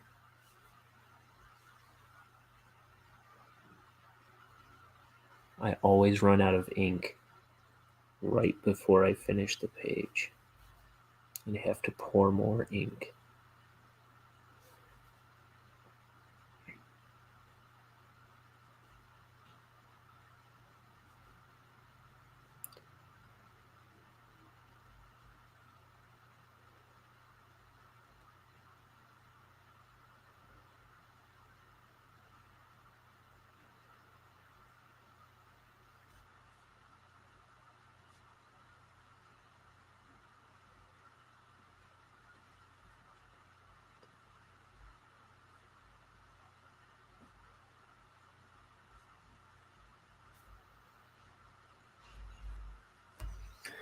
All right.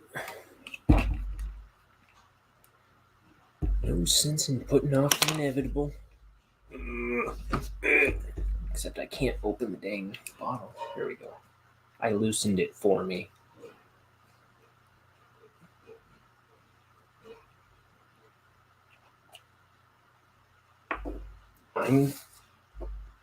So this has a spout that you can pour from, but half the time it would spill all over the place. And one day it got clogged with dry ink, and I tried to clear the clog with a toothpick because I'm dumb. Prior to that, I had been using a bent up paper clip, which worked well, but one day I couldn't find it right. And so I shoved a toothpick in there, and it broke off, and I couldn't get it out. Even when I found my bent up paper clip, it was stuck in there for good. So now I gotta uncap the thing, pour the ink, and every time I uncap it and pick up the bottle to pour the ink, you better believe I am scared out of my mind that I'm going to drop the bottle all over the carpet or my pages or the desk and my pants and everything. Like, I am so terrified that I'm going to ruin everything with that huge bottle of ink.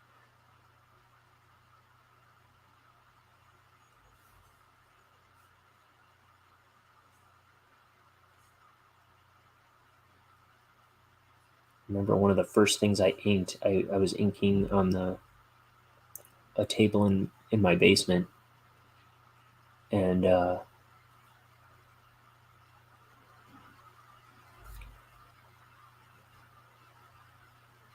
I was like, hey, I'm pretty good at not spilling ink. And sure enough, before long, I had knocked over a bottle of ink all over the dang table.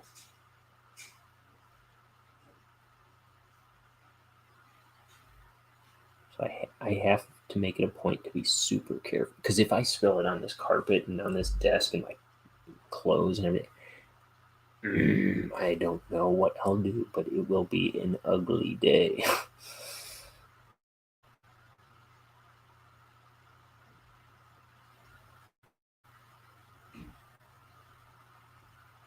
That's all I know.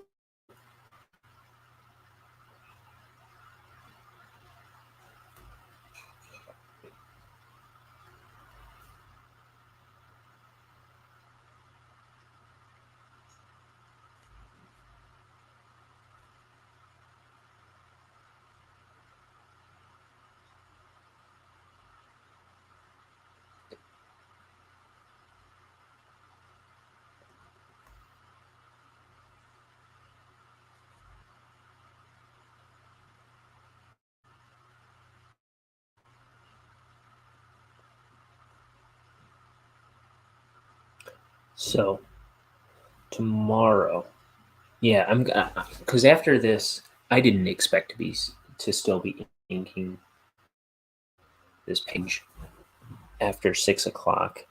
So after I finish this page, I am going to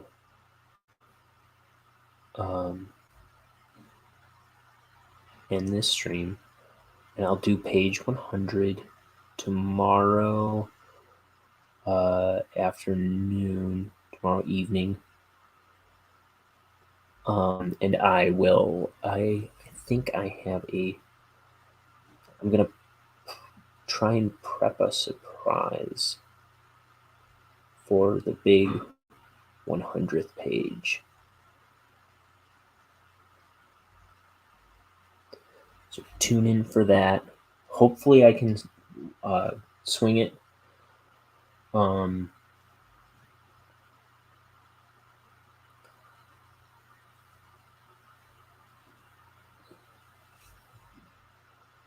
If I can, it'll be pretty special. And I'll try and like fake it tonight to make sure it'll work. But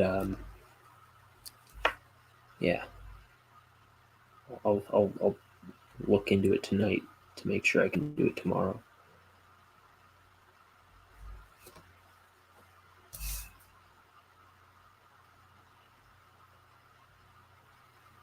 So I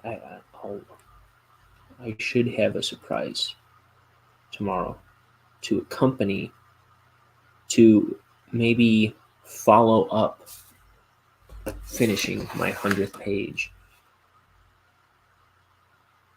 Is what I'm thinking.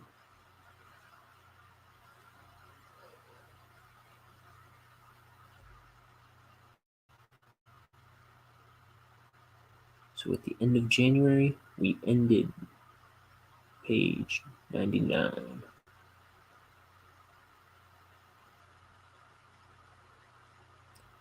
How's everyone's New Year's resolutions holding up? Mine, I don't remember quite what I was planning on doing, but I don't think I nailed anything that I set out to do. Partly because I don't remember what any of my resolutions were.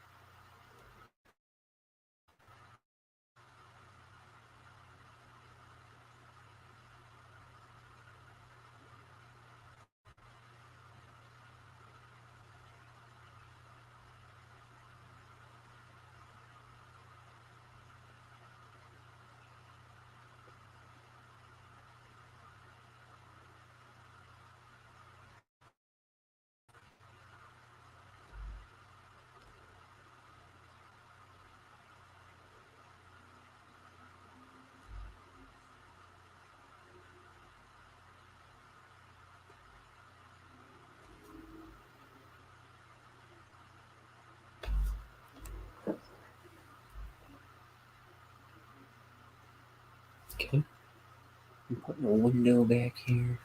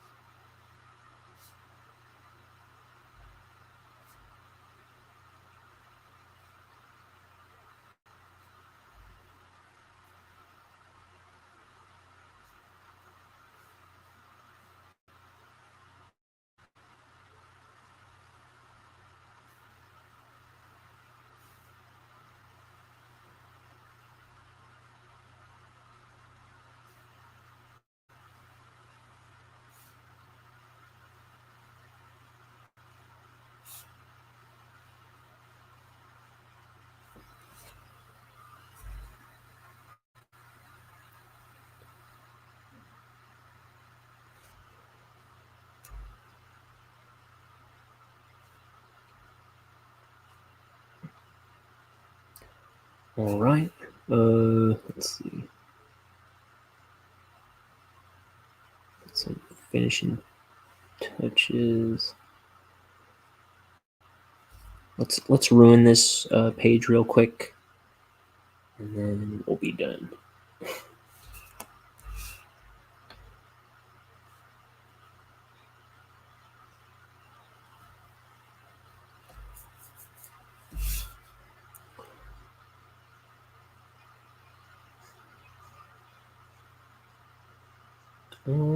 I think that's all I'm doing today on this book. So put that one to bed. Okay. Whoa, this always comes loose on me, even though I don't turn it the way that should be making it loose. Okay, so yeah, tune in tomorrow for a big old Bonehead bash. I should probably go a little earlier in the afternoon, and I'll have hopefully be able to pull off a surprise for the end of after I finish the page. Nothing in there. So that's the plan. But you know how plans go around these parts. Wayward. Okay. This has been Ink the Book Show with me, your host, Ryan O'Connor, doing page 99 of my first graphic novel, where I'm learning it as I go, and I want you to draw along, make your project right there with me. So that's what we're doing here. Goodbye, everybody.